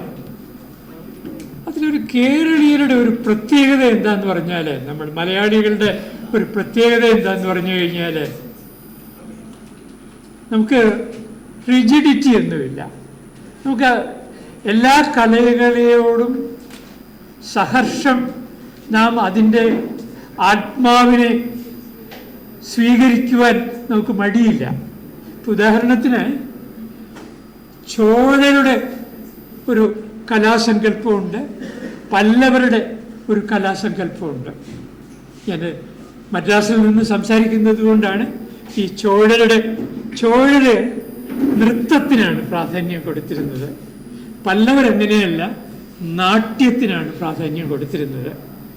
നമ്മൾ മലയാളികൾ പല്ലവരുടെ ഈ നാട്യത്തെ സ്വീകരിക്കുകയും അത് നേത്ര അഭിനയത്തിലേക്ക് പ്രത്യാനയിക്കുകയും ആ നേത്ര അഭിനയത്തിൻ്റെ അനന്തമായ സാധ്യതകളെ കൂടിയാട്ടത്തിലും നങ്ങിയാർക്കൂത്തിലും മോഹിനിയാട്ടത്തിലും എല്ലാം ഉപയോഗപ്പെടുത്തുകയും ചെയ്തു. നാം നൃത്തം വേണ്ടെന്നും വെച്ചില്ല. എന്താണ് കഥകളിയുടെ പ്രത്യേകത എന്ന് പറയേണ്ട ആവശ്യമില്ല. ഡോക്ടർ എസ്.കെ. നായർ കഥകളിയെപ്പറ്റി ആദ്യമായി ഇംഗ്ലീഷിൽ എഴുതുന്നത് ഡോക്ടർ എസ്.കെ. നായരാണ്. പിന്നീടാണ് ഭരതീയരുടെ പുസ്തകം വരുന്നത്, പിന്നീടാണ് കൃഷ്ണചൈതന്യയുടെ പുസ്തകം വരുന്നത്, പിന്നീടാണ് മറ്റു പല പുസ്തകങ്ങളും ഇംഗ്ലീഷിൽ കഥകളിയെക്കുറിച്ച് വരുന്നത്, ഡേവിഡ് ബോളൻഡ് ഉൾപ്പെടെയുള്ള ആളുകളുടെ. സാന്ദർഭികമായതുകൊണ്ട് പറയട്ടെ, ഞാൻ ഈ അടുത്ത കാലത്ത് ശാന്തിനികേതനിൽ പോയപ്പോൾ എനിക്ക് വലിയ വേദന തോന്നി. അവിടെ കഥകളി പഠിപ്പിക്കുന്നുണ്ട്. Kathakali BA, Kathakali MA, Kathakali MPhil, Kathakali PhD. ഇപ്പോൾ MPhil നിർത്തി. പക്ഷെ പഠിപ്പിക്കുന്നത് എങ്ങനെയാണെന്നറിയാമോ? ഡേവിഡ് ബോളൻഡിൻ്റെ ഗൈഡ് ടു കഥകളിയുടെ ഹിന്ദി തർജിമ വെച്ചിട്ടാണ്. പിന്നെ നളചരിതത്തിൻ്റെ ഇംഗ്ലീഷ് ട്രാൻസ്ലേഷനും ഉണ്ട്. പഠിക്കുന്ന വിദ്യാർത്ഥികൾ മലയാളികളെ അല്ല, മണിപ്പൂരിൽ നിന്ന്, ത്രിപുരയിൽ നിന്ന്, ആസാമിൽ നിന്ന്, മേഘാലയയിൽ നിന്ന്, ബംഗാളിൽ നിന്ന് ഒക്കെയുള്ള കുട്ടികളാണ് പഠിക്കുന്നത്. ഞാൻ കൂടുതൽ അതിലേക്ക് പറയുന്നില്ല. കഥകളിയുടെ ആത്മാവെന്ന് പറയുന്നത് ഒന്നാമത് അതൊരു മെറ്റഫിസിക്കൽ ഡാൻസാണ്, ഡ്രാമയാണ്, ഡാൻസ് ഡ്രാമയുമാണ്. ഒരേ സമയം ഡാൻസാണ്, ഡ്രാമയാണ്, ഡാൻസ് ഡ്രാമയാണ്. ഇതെന്തുകൊണ്ട് സാധിക്കുന്നു? നമുക്ക് നാം ഈ ഏത് സംസ്കാരത്തിൻ്റെയും നന്മകളെ സ്വാംശീകരിക്കുന്നതിൽ നമുക്കൊരു മടിയുമില്ല. അതുകൊണ്ടാണ്. നേരെ മറിച്ച് നാം വളരെ റിജിഡായിട്ട്, നാം വളരെ സങ്കുചിതമായിട്ട് ആണ് ചിലതിനെ സ്വീകരിക്കുന്നത്, ചിലതിനെ തിരസ്കരിക്കുന്നത് എങ്കിൽ നമുക്ക് ഈ പറഞ്ഞതുപോലെ പല്ലവ കാലഘട്ടത്തിലെ കലാസങ്കല്പങ്ങളെ, ചോഴ കാലഘട്ടത്തിലെ കലാസങ്കല്പങ്ങളെയും പാണ്ഡ്യ കാലഘട്ടത്തിലെ കലാസങ്കല്പങ്ങളെയും നമുക്ക് സ്വീകരിക്കുവാൻ സാധിക്കുമായിരുന്നില്ല. ഇത് ചുവർച്ചിത്രങ്ങളുടെ കാര്യത്തിലും സംഭവിച്ചു. അവിടെയാണ് ചുവർച്ചിത്രങ്ങളുടെ സൗന്ദര്യശാസ്ത്രം ആരംഭിക്കുന്നത്. നമുക്ക് എല്ലാ നന്മകളെയും എല്ലാ സവിശേഷതകളെയും ഭേദബുദ്ധിയില്ലാതെ സ്വീകരിക്കുവാൻ സാധിക്കും. നമ്മുടെ സാഹിത്യത്തിനുമുണ്ട് ഈ പ്രത്യേകത. മലയാളത്തിലെ ഞാനൊരിക്കൽ അത്ഭുതപ്പെട്ടു പോയി.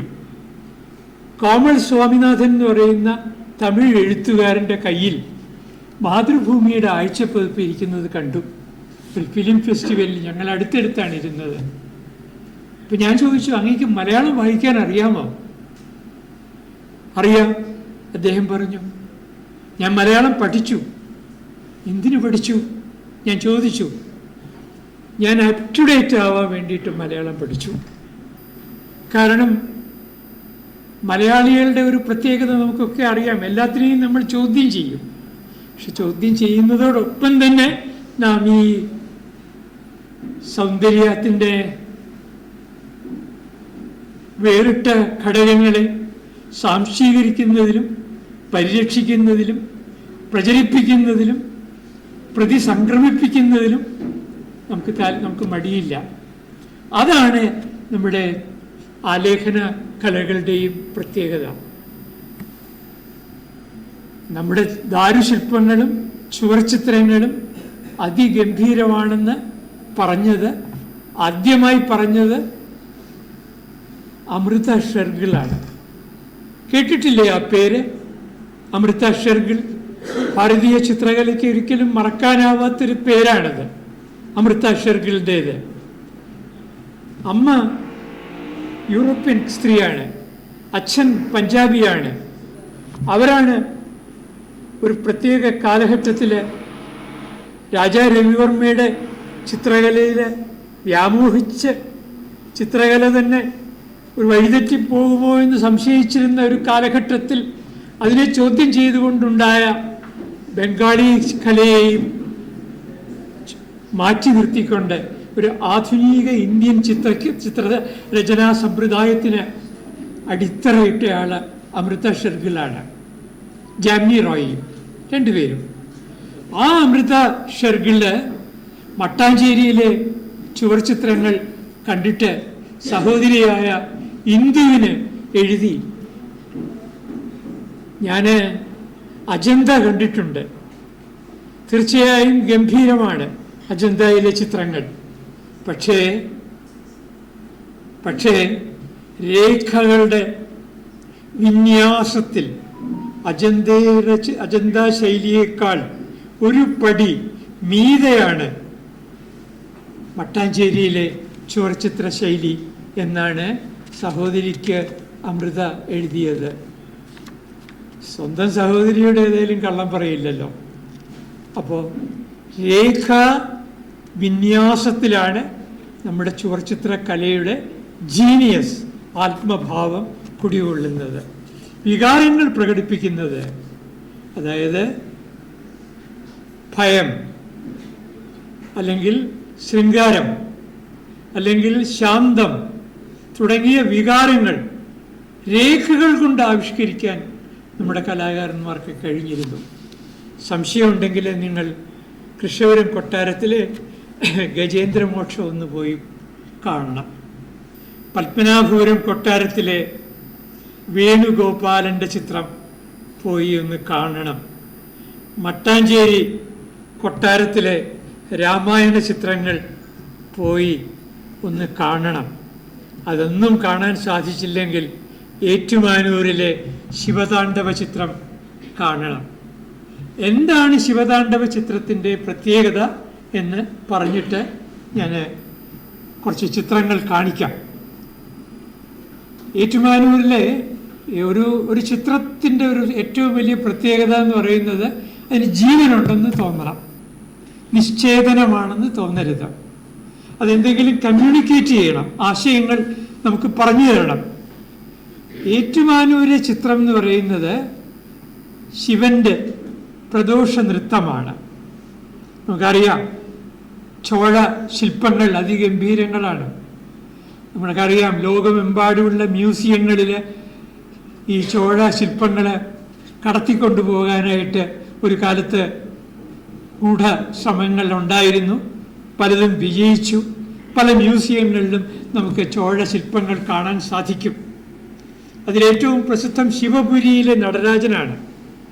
നമ്മൾ ലോക കോടതിയിൽ പോയി കേസ് പറഞ്ഞിട്ടാണ് ആ ശിവപുരിയിലെ നടരാജനെ മടക്കിക്കൊണ്ടുവന്നത്.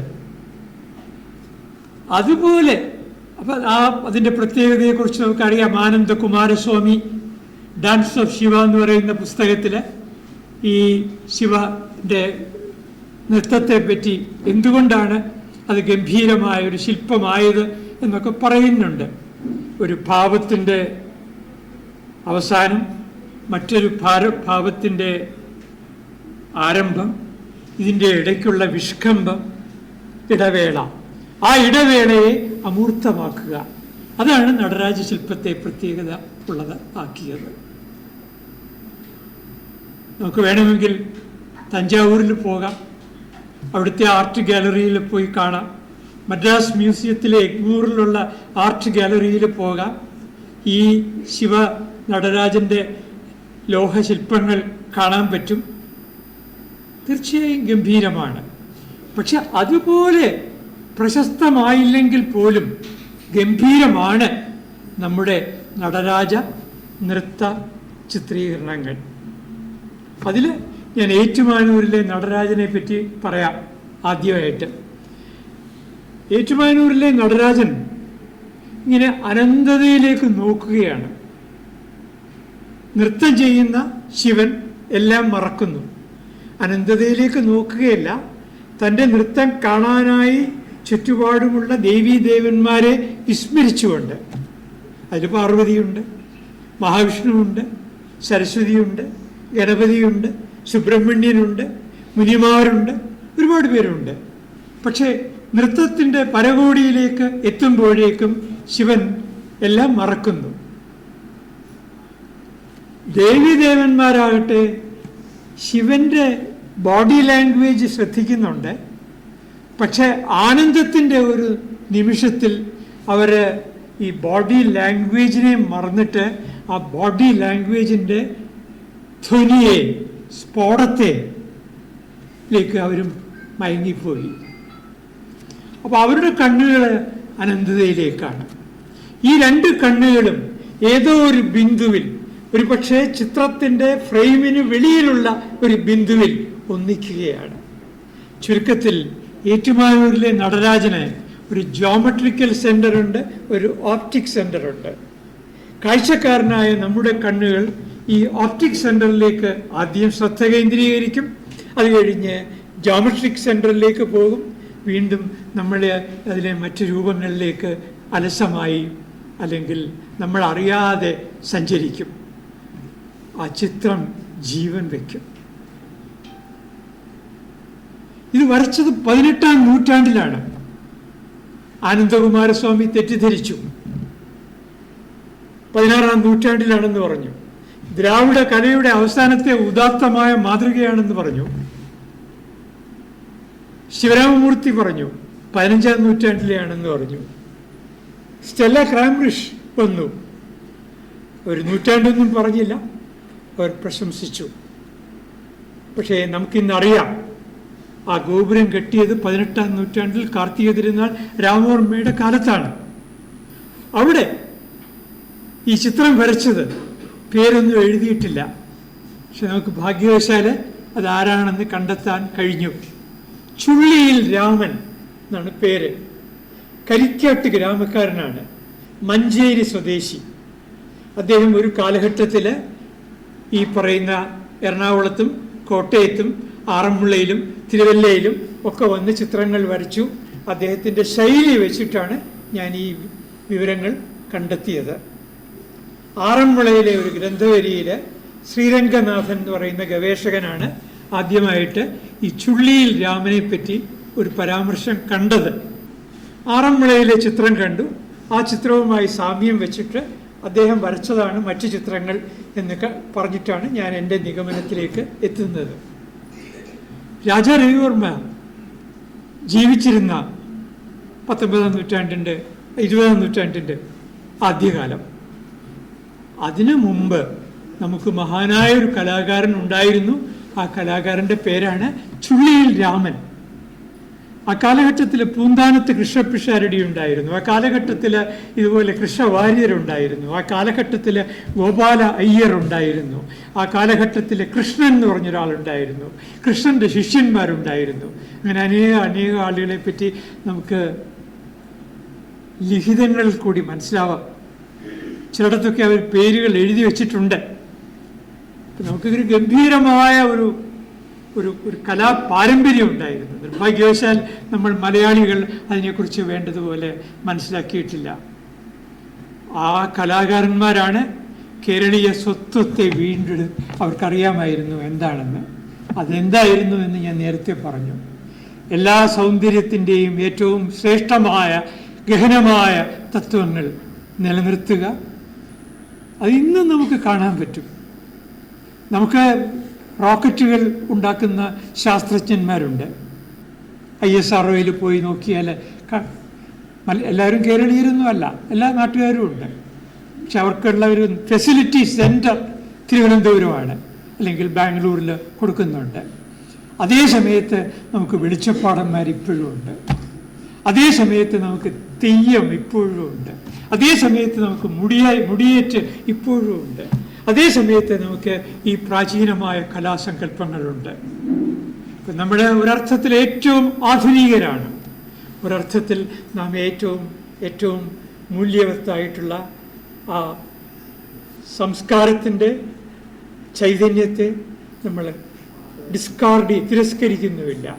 അതാണ് ഈ മ്യൂറലിലെ സൗന്ദര്യ സങ്കല്പത്തിൻ്റെ അന്യാദൃശ്യം അല്ലെങ്കിൽ അസാധാരണത്വം എന്ന് പറഞ്ഞുകൊണ്ട് ഞാൻ ഇനി കുറച്ച് ചിത്രങ്ങൾ കാണിക്കാം. ഞാൻ പ്രബന്ധമൊക്കെ കൊണ്ടുവന്നിട്ടുണ്ട്, പക്ഷെ അത് മുഴുവൻ വായിക്കാൻ ഒരിക്കലും ഉദ്ദേശിക്കുന്നില്ല. ഈ നിങ്ങൾക്ക് എന്തെങ്കിലും വിഷയത്തിൽ ഉണ്ടെന്നുണ്ടെങ്കിൽ അത് സംസാരിക്കുക. ഞാൻ അതിൻ്റെ എസ്തെറ്റിക്സിൻ്റെ ഡീറ്റെയിൽസിലേക്ക് കടന്നില്ല. ഓക്കെ, ഒരു 5 മിനിറ്റ് ഈ ട്രാൻസ്പെറൻസീസ് കാണിച്ചിട്ട് ഞാൻ പറയാം. അപ്പോൾ ആദ്യം കാണുന്നത് ഇത് ശ്രീരാമനാണ് ഈ ഇരിക്കുന്നത്. അത് പട്ടാഭിഷേകത്തിൻ്റെ ആ ഭാഗമല്ല. ഞാൻ ഇതിന് പേര് കൊടുക്കുന്നത് രാമായണം ഹനുമാൻ വായിച്ചുകൊണ്ടിരിക്കുമ്പോൾ ശ്രീരാമൻ വ്യാഖ്യാനിക്കും. എന്തുകൊണ്ടാണ് ശ്രീരാമൻ ഞാൻ പറയുന്നതെന്ന് പറഞ്ഞാൽ പച്ച നിറം, സാത്വിക മൂർത്തികൾക്ക് പച്ച നിറമാണ് 5 വർണ്ണങ്ങളെ നമ്മുടെ മ്യൂറൽ പെയിന്റിങ്സിൽ ഉപയോഗിക്കുകയുള്ളൂ. അതിൽ ഏറ്റവും പ്രധാനപ്പെട്ട ഒരു വർണ്ണം എന്ന് പറയുന്നത് ഓക്കർ റെഡ് ആണ്. ആ ഓക്കർ റെഡിലാണ് അതിനകത്ത് ഇദ്ദേഹത്തിന്റെ വേഷം അതിനകത്ത് കാണിച്ചിരിക്കുന്നത്. അതിനകത്ത് വലത്തുവശത്ത് മുനി, അപ്പുറത്ത് ബാക്കിയുള്ള ആളുകളെ ഒരു ശ്രീരാമന്റെ തത്വോപദേശം ആണ്. അതാണ് മുദ്ര കാണിച്ചിരിക്കുന്നത്. അങ്ങനെയാണ് അത്. മനോഹരമായൊരു ചിത്രമാണ്. വളരെ അപ്രധാനപ്പെട്ട ഒരു ക്ഷേത്രത്തിലേതാണ്. വളരെ പ്രധാനപ്പെട്ട ക്ഷേത്രമേ അല്ല അത്, എങ്കിലും ഷൊർണൂരിനടുത്താണ്, ചുടുകാലത്ത് എന്ന് പറയുന്ന സ്ഥലത്താണ്. പക്ഷെ അവർക്കൊക്കെ മനോഹരങ്ങളായ ചിത്രങ്ങളുണ്ട്. നമ്മുടെ ആരുടെയും ശ്രദ്ധയിൽപ്പെടുത്തപ്പെടാത്തതാണ്. ശാന്തമാണ്, അത്ഭുതമല്ല.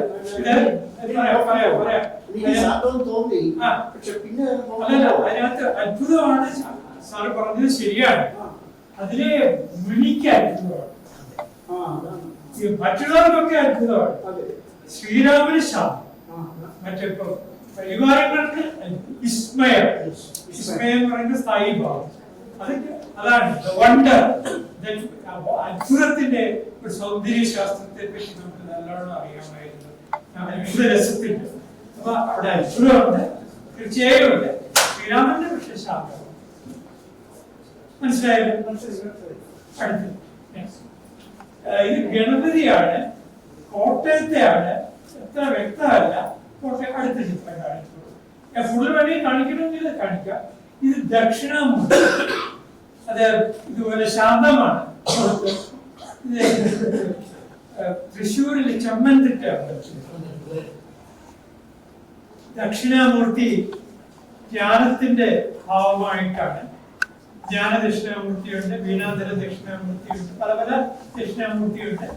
അതില് ഇതിനകത്തെ ഇരിക്കുന്നത് നമ്മൾ ഈ ശിവനാണെന്ന് കണ്ടുപിടിക്കുന്നത് മുദ്രകൾ വെച്ചുകൊണ്ടാണ്. സിമിയോട്ടിക്സ് എന്ന് പറയുന്ന ഒരു ആധുനികമായ വിജ്ഞാന ശാഖ നമുക്ക് വേറൊരു തരത്തിൽ പണ്ടുണ്ടായിരുന്നു, ചിഹ്നശാസ്ത്രം. അത് ഇങ്ങനെയാണ്. അപ്പൊ ഇതിനകത്ത് മാനും മഴുവുണ്ട്. മാനും മഴുവുള്ള ആളാണ് ശിവൻ പ്രധാനമായിട്ട്. ആ ശിവന്റെ മുഖത്ത് 3ാമത്തെ തൃക്കണ്ണുണ്ട്. നമുക്ക് ശിവനാണെന്നുള്ളത് ഉറപ്പാണ്, ഒരു സംശയവും വേണ്ട. ശിവൻ ഇരിക്കുന്നത് വീരാസനത്തിലാണ്. ഒരു കാലം മടക്കി ഒരു കാലം ഇങ്ങനെ കുന്തിച്ച് ഇരിക്കുകയാണ്. പത്മാസനമല്ല, ലളിതാസനവുമല്ല, പിന്നെയോ വീരാസനം ആണ് ഇത് പറയുന്നത്. ആ വീരാസനത്തിലാണ് ഇരിക്കുന്നത്. ഇതിന് മുകളിൽ കൽപ്പവൃക്ഷമാണ്. ആ കൽപ്പവൃക്ഷത്തിൽ സൂക്ഷിച്ചു നോക്കുകയാണെങ്കിൽ താളിയോടെ ഗ്രന്ഥങ്ങൾ കാണും. ആ താളിയോടെ ഗ്രന്ഥങ്ങൾക്ക് കാവലിരിക്കുന്നത് സർപ്പങ്ങളാണ്.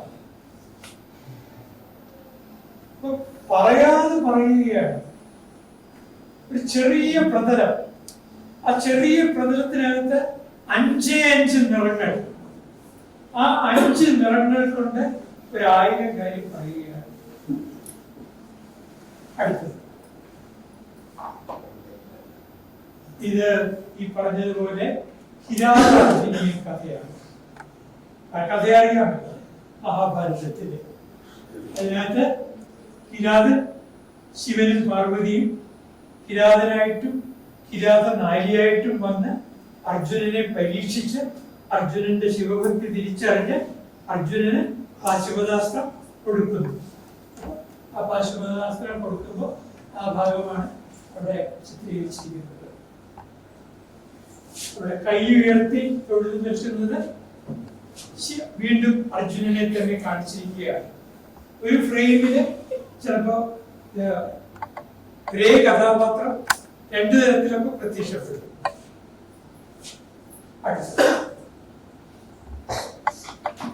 അത് തന്നെയാണ് കിരാതൻ കഥയാണ്. അത് ആ അർജുനന്റെ മുഖത്ത് താൻ വില്ലാളി വീരനായിട്ട് ആണ്, പക്ഷെ യുദ്ധം ചെയ്തിട്ടും ഈ കിരാതന്റെ അടുത്ത് വിജയിക്കാൻ കഴിയുന്നില്ല. അത് എന്താണ് എന്നുള്ള ഒരു അത്ഭുതമാണ് അവിടെ കാണിക്കുന്നത്. അടുത്തത് ഇത് വിഷ്ണുമായ അല്ലെങ്കിൽ മോഹിനി ഒരു പന്ത് കളിക്കുന്ന തലത്തിൽ ശിവനെ മോഹിപ്പിക്കാനായിട്ട് എത്തിയത് ചെമ്മന്തിട്ട ക്ഷേത്രമാണ്. ചെമ്മന്തിട്ട ക്ഷേത്രത്തെ ഞാൻ കൂടുതൽ കാണിക്കാൻ കാരണമുണ്ട്. കുറിയടത്ത് താത്രിയുടെ കഥ അറിയാവുന്നവർക്കറിയാം. ഈ ചെമ്മന്തിട്ട ക്ഷേത്രത്തിന്റെ തൊട്ടടുത്താണ് താത്രി താമസിച്ചിരുന്നത്.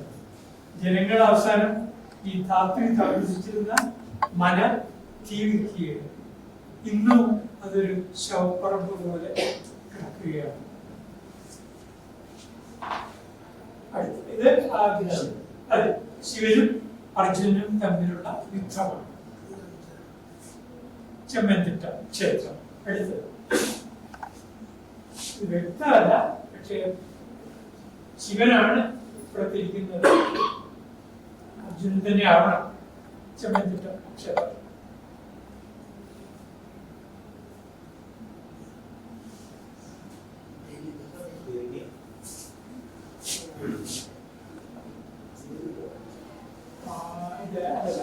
സ്വയം ശിവനാണ്.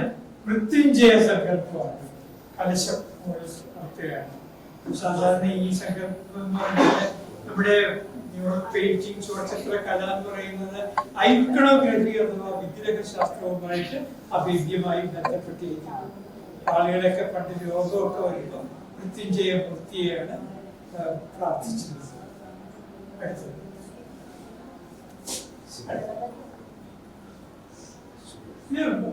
മഹാവിഷ്ണു ലക്ഷ്മി ദേവി ചെമ്മന്തിന്റെ നരസിംഹമാണ്. ഒരുപാട് മാഞ്ഞു പോയി. ദേവി മഹിഷാസുരമാണ്. സിംഹത്തിന്റെ പുറത്ത് നിൽക്കുകയാണ്. മഹിഷ അസുരനെ വധിക്കാനായിട്ട് ദേവി കൈക്കൊണ്ട ചെമ്മന്തിന്റെ ഇടയ്ക്ക് പറയട്ടെ, ഇത് ആർക്കിയോളജി സർവേ ഓഫ് ഇന്ത്യയുടെ പ്രൊട്ടക്റ്റഡ് മോണുമെന്റ് ആണ് ഈ ചെമ്മന്തിട്ട ക്ഷേത്രം. ഇത് മഹിഷാസുരൻ പറഞ്ഞു.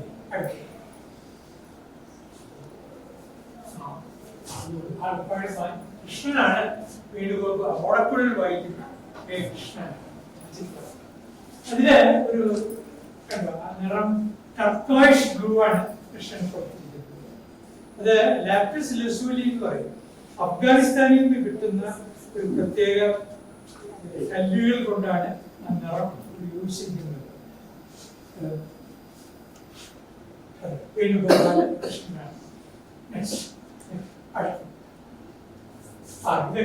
കാലസംഹാരം നോക്കി ശിവന് കാലനെ വധിക്കുകയാണ്. ആർക്കു വേണ്ടി? പ്രിയ കഥ മാർക്കണ്ടേയൻ. ഇത് ശാസ്താവ് വെള്ള കുതിരപ്പുറത്തിരിക്കുന്ന ആളായിട്ടാണ് ശാസ്താവിനെ നമ്മുടെ പെയിന്റിങ്സിൽ ചിത്രീകരിച്ചിരിക്കുന്നത്. ശാസ്താവ് വാസ്തവത്തിലെ ചോഴ ആർമിയിൽ നിന്നാണ് നമുക്ക് കിട്ടിയത്. ചോഴന്മാർക്ക് കിട്ടിയത് പല്ലവരിൽ നിന്നാണ്. പല്ലവർക്ക് അത് കിട്ടിയത് ശാതവാഹന്മാരിൽ നിന്നാണ്. ശാതവാഹന്മാർക്ക് അത് കിട്ടിയത് കുഷാന്മാരിൽ നിന്നാണ്. വാസ്തവത്തില് ഒരു നോൺ വേദിക് ആര്യൻ ഡേറ്റിയാണ് അയ്യനാർ. പലരും അതിൽ ദ്രാവിഡ ഡേറ്റിയായിട്ട് തെറ്റിദ്ധരിക്കും. വാസ്തവത്തില് ആര്യൻ ഡേറ്റിയാണ്. അടുത്തത് വേട്ടക്കരു. കേരളത്തിലും ഗൂഡല്ലൂരും മാത്രമുള്ള ഒരു ദൈവമാണ് വേട്ടക്കരു. ക്ഷത്രിയരുടെ ബ്രാഹ്മണരുടെയും ഉണ്ട്, തമിഴ് ബ്രാഹ്മണരും ഉപയോഗിക്കുന്നു. അതെ, അത് മാത്രമല്ല വളരെ രസകരമാണ് ഈ ദൈവങ്ങളുടെ കാര്യമൊക്കെ. മനുഷ്യന് ഈശ്വരൻ ഒന്നാണ്, ഞാനും വിശ്വസിക്കുന്നു. പക്ഷെ നമ്മുടെ മൂഡ്സിനനുസരിച്ച് ഈ ഇന്ത്യയുടെ നമ്മുടെ കൺസെപ്റ്റ് ദൈവത്തിനെ കാണാം, അമ്മയായിട്ട് കാണാം, കാമുകനായിട്ട് കാണാം, ചക്രവർത്തിയായിട്ട് കാണാം. ഈ വേട്ടക്കരുമകനെ വാസ്തവത്തില് കുറുമ്പനാട് രാജാക്കന്മാരുടെ ദൈവമായിട്ട് ബാലുശ്ശേരി. പിന്നെ അത് നിലമ്പൂരുകാര് അതിനെ സ്വീകരിച്ചു. കുറച്ചു കഴിഞ്ഞപ്പോ സാമൂതിരി കൊള്ളാം, ഇദ്ദേഹത്തെ പൂജിക്കുകയാണെങ്കിൽ നമുക്ക് യുദ്ധമൊക്കെ ജയിക്കാന്ന് വിചാരിച്ച് സാമൂതിരി സ്വീകരിച്ചു. സാമൂതിരി സ്വീകരിച്ച് 2-3 യുദ്ധമൊക്കെ ജയിച്ചു കഴിഞ്ഞപ്പോൾ ബാക്കി ഓരോരുത്തരായിട്ട് വേട്ടക്കരുമകനെ സ്വീകരിക്കാൻ തുടങ്ങി. വലിയ ദാഹക്കാരനായിട്ടാണ് സങ്കല്പം. 1008 തേങ്ങ ഉടയ്ക്കുന്ന വലിയൊരു അനുഷ്ഠാനമുണ്ട്. നാളികേരം വേറെന്നാണ് എന്ന് പറയുന്നത്. അതിന്റെ കൂട്ടത്തിൽ പാട്ടുണ്ട്. അത്ഭുതം ഒരാളുടെ കൈ എങ്ങനെയാണ്, അയാൾക്ക് വല്ല അസുഖവും വരും. ഞാനൊക്കെ വിചാരിച്ചിട്ടുണ്ട് ഇതൊന്ന് അവസാനിപ്പിച്ചിരുന്നെങ്കിൽ 1008 എറിഞ്ഞ് ഉടച്ചു കഴിഞ്ഞാൽ പിന്നെ ഒരു കുഴപ്പമില്ല. ചെണ്ടയുടെ താളത്തിനനുസരിച്ച് ഇത്രയേറെ വൈവിധ്യമുള്ള അനുഷ്ഠാന കലകളുള്ള ഒരു നമ്മുടെ നാട്ടിലെ പോലെ ബുദ്ധി ഞാൻ ആധികാരികമായി പറയും. അടുത്തത്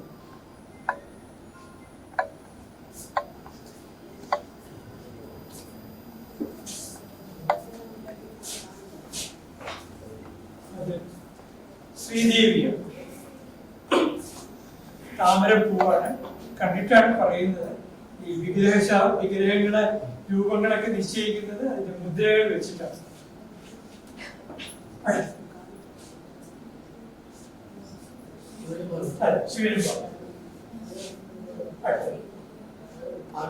മാർക്കണ്ഡേയന്റെ കണ്ണയാണ്. ഇത് വേറൊരു അമ്പലം. ഇത് മറ്റേ അവിടെയല്ല, അടുത്തത് അല്ല അവിടെ തന്നെയാണ്. ആ ഭാഗത്തെ ചിത്രം വാങ്ങില്ല. ശിവതാണ്ഡവമാണ്. അടുത്തത് ഇത്രയോ ഉണ്ടല്ലോ. ഞാൻ ഏറ്റുമാനൂരൊക്കെ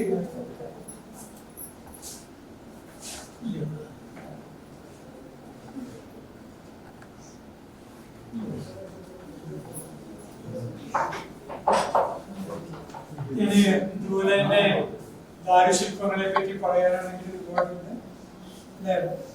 എന്താണ് ഈ ചോഴ ശൈലിയും നമ്മുടെ ശില്പങ്ങളുമായിട്ടുള്ള വ്യത്യാസം എന്ന് പറഞ്ഞു കഴിഞ്ഞാൽ, നമ്മുടെ ശില്പങ്ങളുടെ കണ്ണുകളിൽ കൊണ്ടുള്ള അഭിനയത്തിന് പ്രാധാന്യമുണ്ട്. പിന്നെ നമ്മുടെ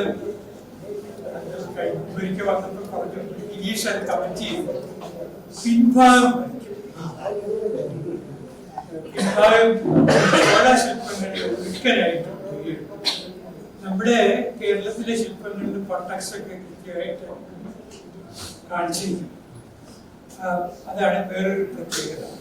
പിന്നെയുള്ളത് വസ്ത്രവിന്യാസത്തില് കൂടുതൽ ശ്രദ്ധിക്കുന്നുണ്ട് നമ്മുടെ ശില്പം.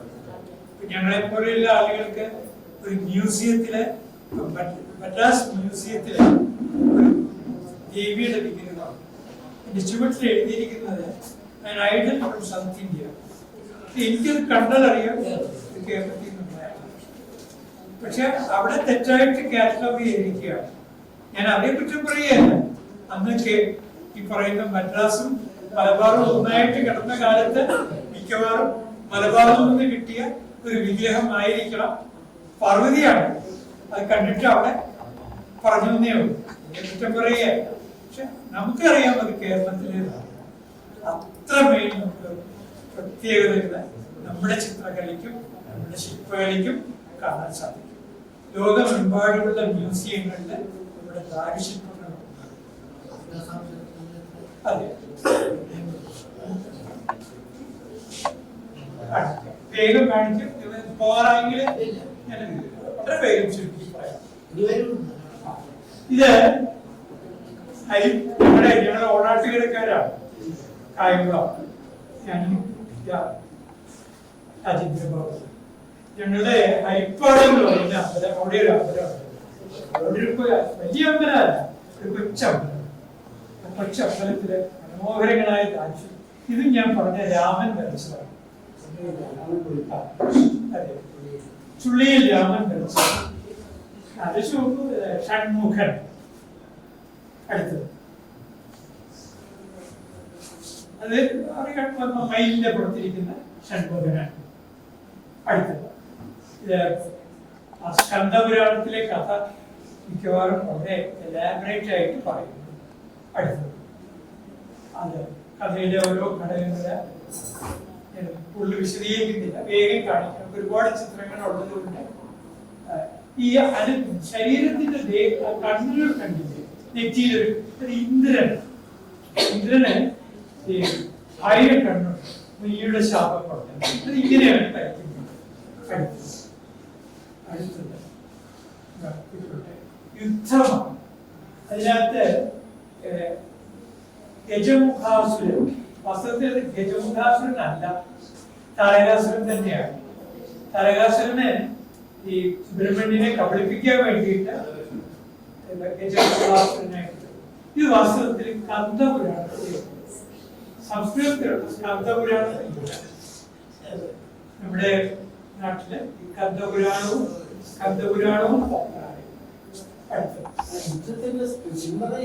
അതെ അതെ യുദ്ധത്തിന്റെ തീവ്രത മുഴുവൻ ഇവിടെ രാമാനന്ദ സാഗർ രാമായണം എടുക്കുന്നതിന് മുമ്പാണ്. 18ാം നൂറ്റാണ്ടിൽ വരച്ച ചിത്രമാണ്. അതെ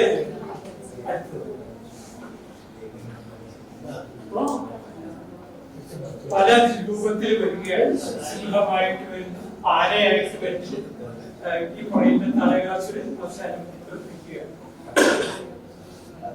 അടുത്ത വേഗം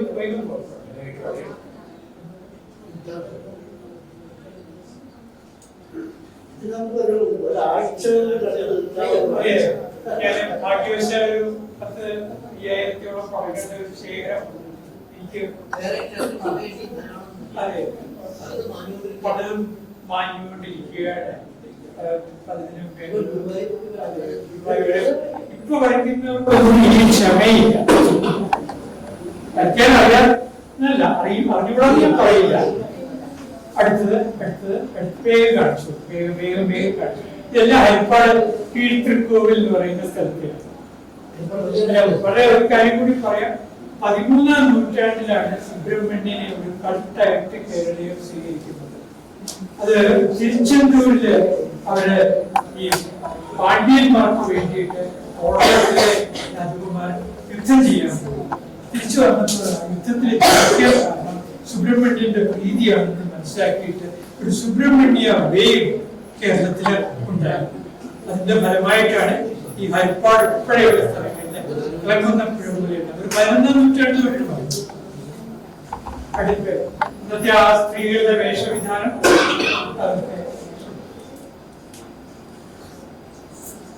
നരസിംഹമാണ്. യോഗ ആസനത്തിൽ ഇരിക്കുക. വെള്ള നിറം താമസവർണ്ണമായിട്ടാണ് ചുവർചിത്രത്തിൽ പറയുന്നത്. സാത്വിക വർണ്ണമായിട്ട് അല്ല. അതെ, യോഗാസനത്തിൽ ഇരിക്കുക. യോഗാസനത്തിലെ പട്ടബന്ധത്തോടു കൂടി ഇരിക്കുകയാണ്. കഴിഞ്ഞു. ഇനിയും വേറെ ചിത്രം ഏറ്റുമാനൂർ കൂടി കാഴ്ച നമുക്ക് തീർക്കാം.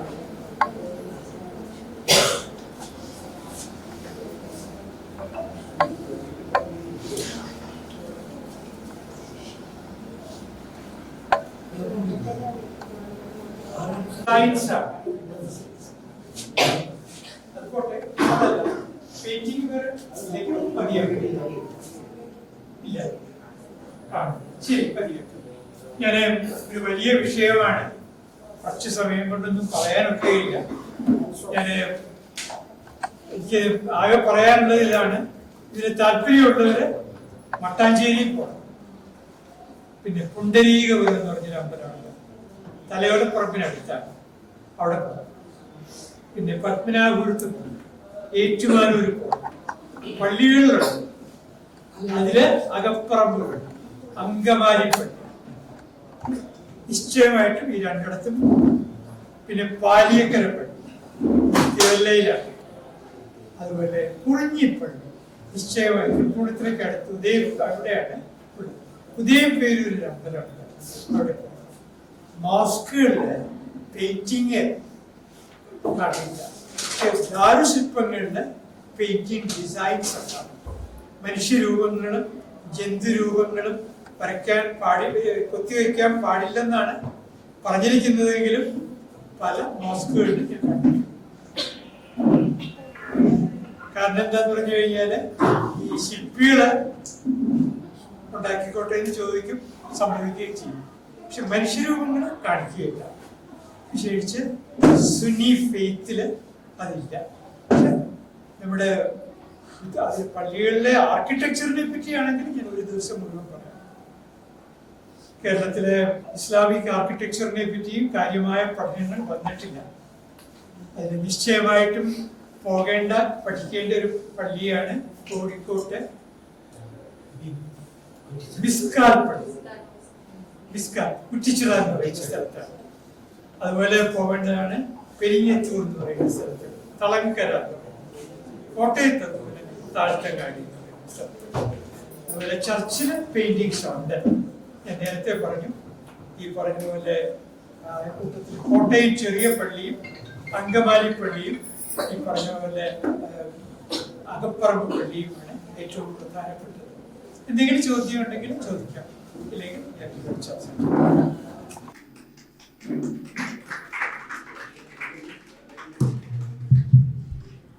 വേദിയിൽ അടുത്തതായി ഡോക്ടർ NG ശശിഭൂഷൺ മാഷിനെ ആദരിക്കുന്ന ചടങ്ങാണ്. പൊന്നാട അണിയിക്കുന്നതിന് വേണ്ടി doctor CG Rajendrababu, doctor V Jayaprasad എന്നിവരെ ക്ഷണിക്കുന്നു.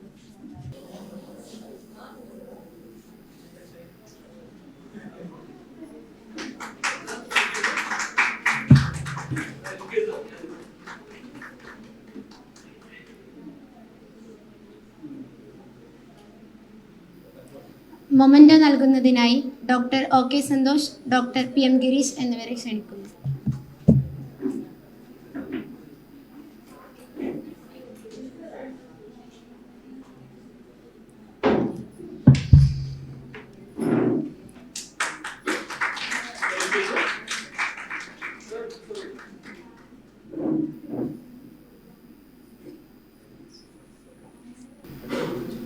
പരിപാടിക്ക് നന്ദി രേഖപ്പെടുത്തുന്നതിനായി മലയാള വിഭാഗം ഗവേഷണ വിദ്യാർത്ഥി ദേവരാഗ് എസിനെ ക്ഷണിച്ചുകൊള്ളുന്നു.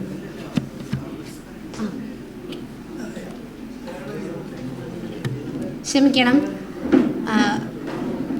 ഡോക്ടർ SK നായർ മാഷിനെ പറ്റി ഗുരുസ്മരണ നടത്തുന്നതിന് വേണ്ടി ഡോക്ടർ V ജയപ്രസാദ് മാഷിനെ ക്ഷണിച്ചുകൊള്ളുന്നു.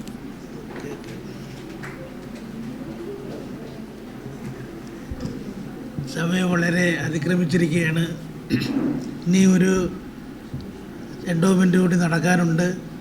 ഞാൻ കഴിഞ്ഞ വർഷവും വരാൻ കഴിഞ്ഞില്ല. മണിച്ചേട്ടനെ ഓർത്ത് മാത്രം രണ്ടു വാക്ക് പറയുകയാണ്. കാരണം അദ്ദേഹം ഇത് കാണുന്നുണ്ടല്ലോ. ഞാൻ വന്നിട്ട് എന്തുകൊണ്ട് രണ്ടു വാക്ക് പറഞ്ഞില്ല എന്ന് തോന്നരുതല്ലോ.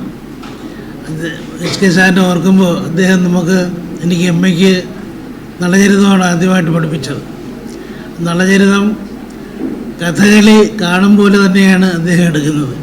പാടിയും ആടിയും അതുപോലെ തുള്ളൽ പഠിപ്പിക്കുമ്പോൾ തുള്ളുക തന്നെ ചെയ്യും. ഈ കഴിവുകളെ മോഹിനിയാട്ടം ഇങ്ങനെ ദൃശ്യകലകളെക്കുറിച്ച് ആധികാരികമായി പഠിക്കുകയും പ്രായോഗികമാക്കി തീർക്കുകയും ചെയ്ത മഹാനായ ഒരു ഗുരുവായിരുന്നു എസ്.കെ. സാറ്. അദ്ദേഹത്തെ നമ്മൾ സർവകലാവല്ലഭൻ എന്ന് വിളിക്കാം. ഒന്നോ രണ്ടോ കാര്യങ്ങളിലല്ല. ഇപ്പോൾ സാധാരണ ഒരു അധ്യാപകന് ഒരു വിഷയത്തിൽ സാഹിത്യത്തിലാണ് അഭിരുചിയെങ്കിൽ ഗ്രാമർ, വ്യാകരണം അല്ലെങ്കിൽ അലങ്കാരം അല്ലെങ്കിൽ വൃത്തം ഇങ്ങനെയുള്ള കാര്യങ്ങളിൽ അത്രയ്ക്ക് ശോഭിക്കാറില്ല. പക്ഷേ എസ്.കെ. സാറിനെ സംബന്ധിച്ച് ഇതെല്ലാമായിരുന്നു. അദ്ദേഹം കേരള പാണിനിയത്തിന് സംശോധന സംസ്കരണം നടത്തിയിട്ടുണ്ട്, വൃത്തമഞ്ജരിക്കുണ്ട്, അതുപോലെ തന്നെ ഭാഷാഭൂഷണത്തിനുണ്ട്. എല്ലാ കാര്യങ്ങളിലും ഈ ഞാൻ 78 എംഫിൽ ചെയ്യുമ്പോൾ അന്ന് ഗവേഷണ പദ്ധതി ഇറങ്ങിയിട്ടില്ല. എംഫിലിനുള്ള ഗവേഷണ പദ്ധതിക്ക് ആകെക്കൂടി ഗവേഷണത്തിൻ്റെ പ്രശ്നങ്ങൾ എന്ന് പറയുന്ന ഒരു പുസ്തകം മാത്രമാണ് ഉണ്ടായിരുന്നത്. അന്ന് ഞങ്ങൾക്ക് ക്ലാസ്സായിട്ടില്ലായിരുന്നു. അതിലും എസ്.കെ. സാറിൻ്റെ ഒരു ലേഖനമുണ്ട്. അപ്പോൾ എല്ലാ കാര്യങ്ങളിലും വളരെ പ്രഗത്ഭനായിട്ടുള്ള എസ്.കെ. സാറിനെ പറ്റി പറയുമ്പോൾ അത് ദിവസങ്ങൾ തന്നെ പറഞ്ഞാലും തീരാത്തത്ര കാര്യങ്ങളുണ്ട്. ഗുരുവിനെ ഓർക്കുമ്പോൾ നമുക്ക് അന്നത്തെ കാര്യങ്ങളിലേക്ക് പോകേണ്ടി വരും. ഈ സമയക്കുറവുകൊണ്ട് ഞാൻ നിർത്തുകയാണ്. എല്ലാ ആശംസകളും നേരുന്നു. പരിപാടിക്ക് നന്ദി രേഖപ്പെടുത്തുന്നതിനായി ദേവരാഗസിനെ ക്ഷണിച്ചുകൊള്ളുന്നു.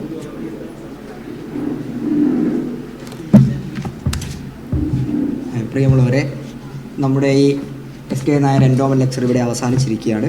അതിൻ്റെ 9ാമത് എസ്.കെ. നായർ എൻഡോമെൻറ്റ് ലെക്ചറാണ് ഇവിടെ നടന്നിട്ടുള്ളത്.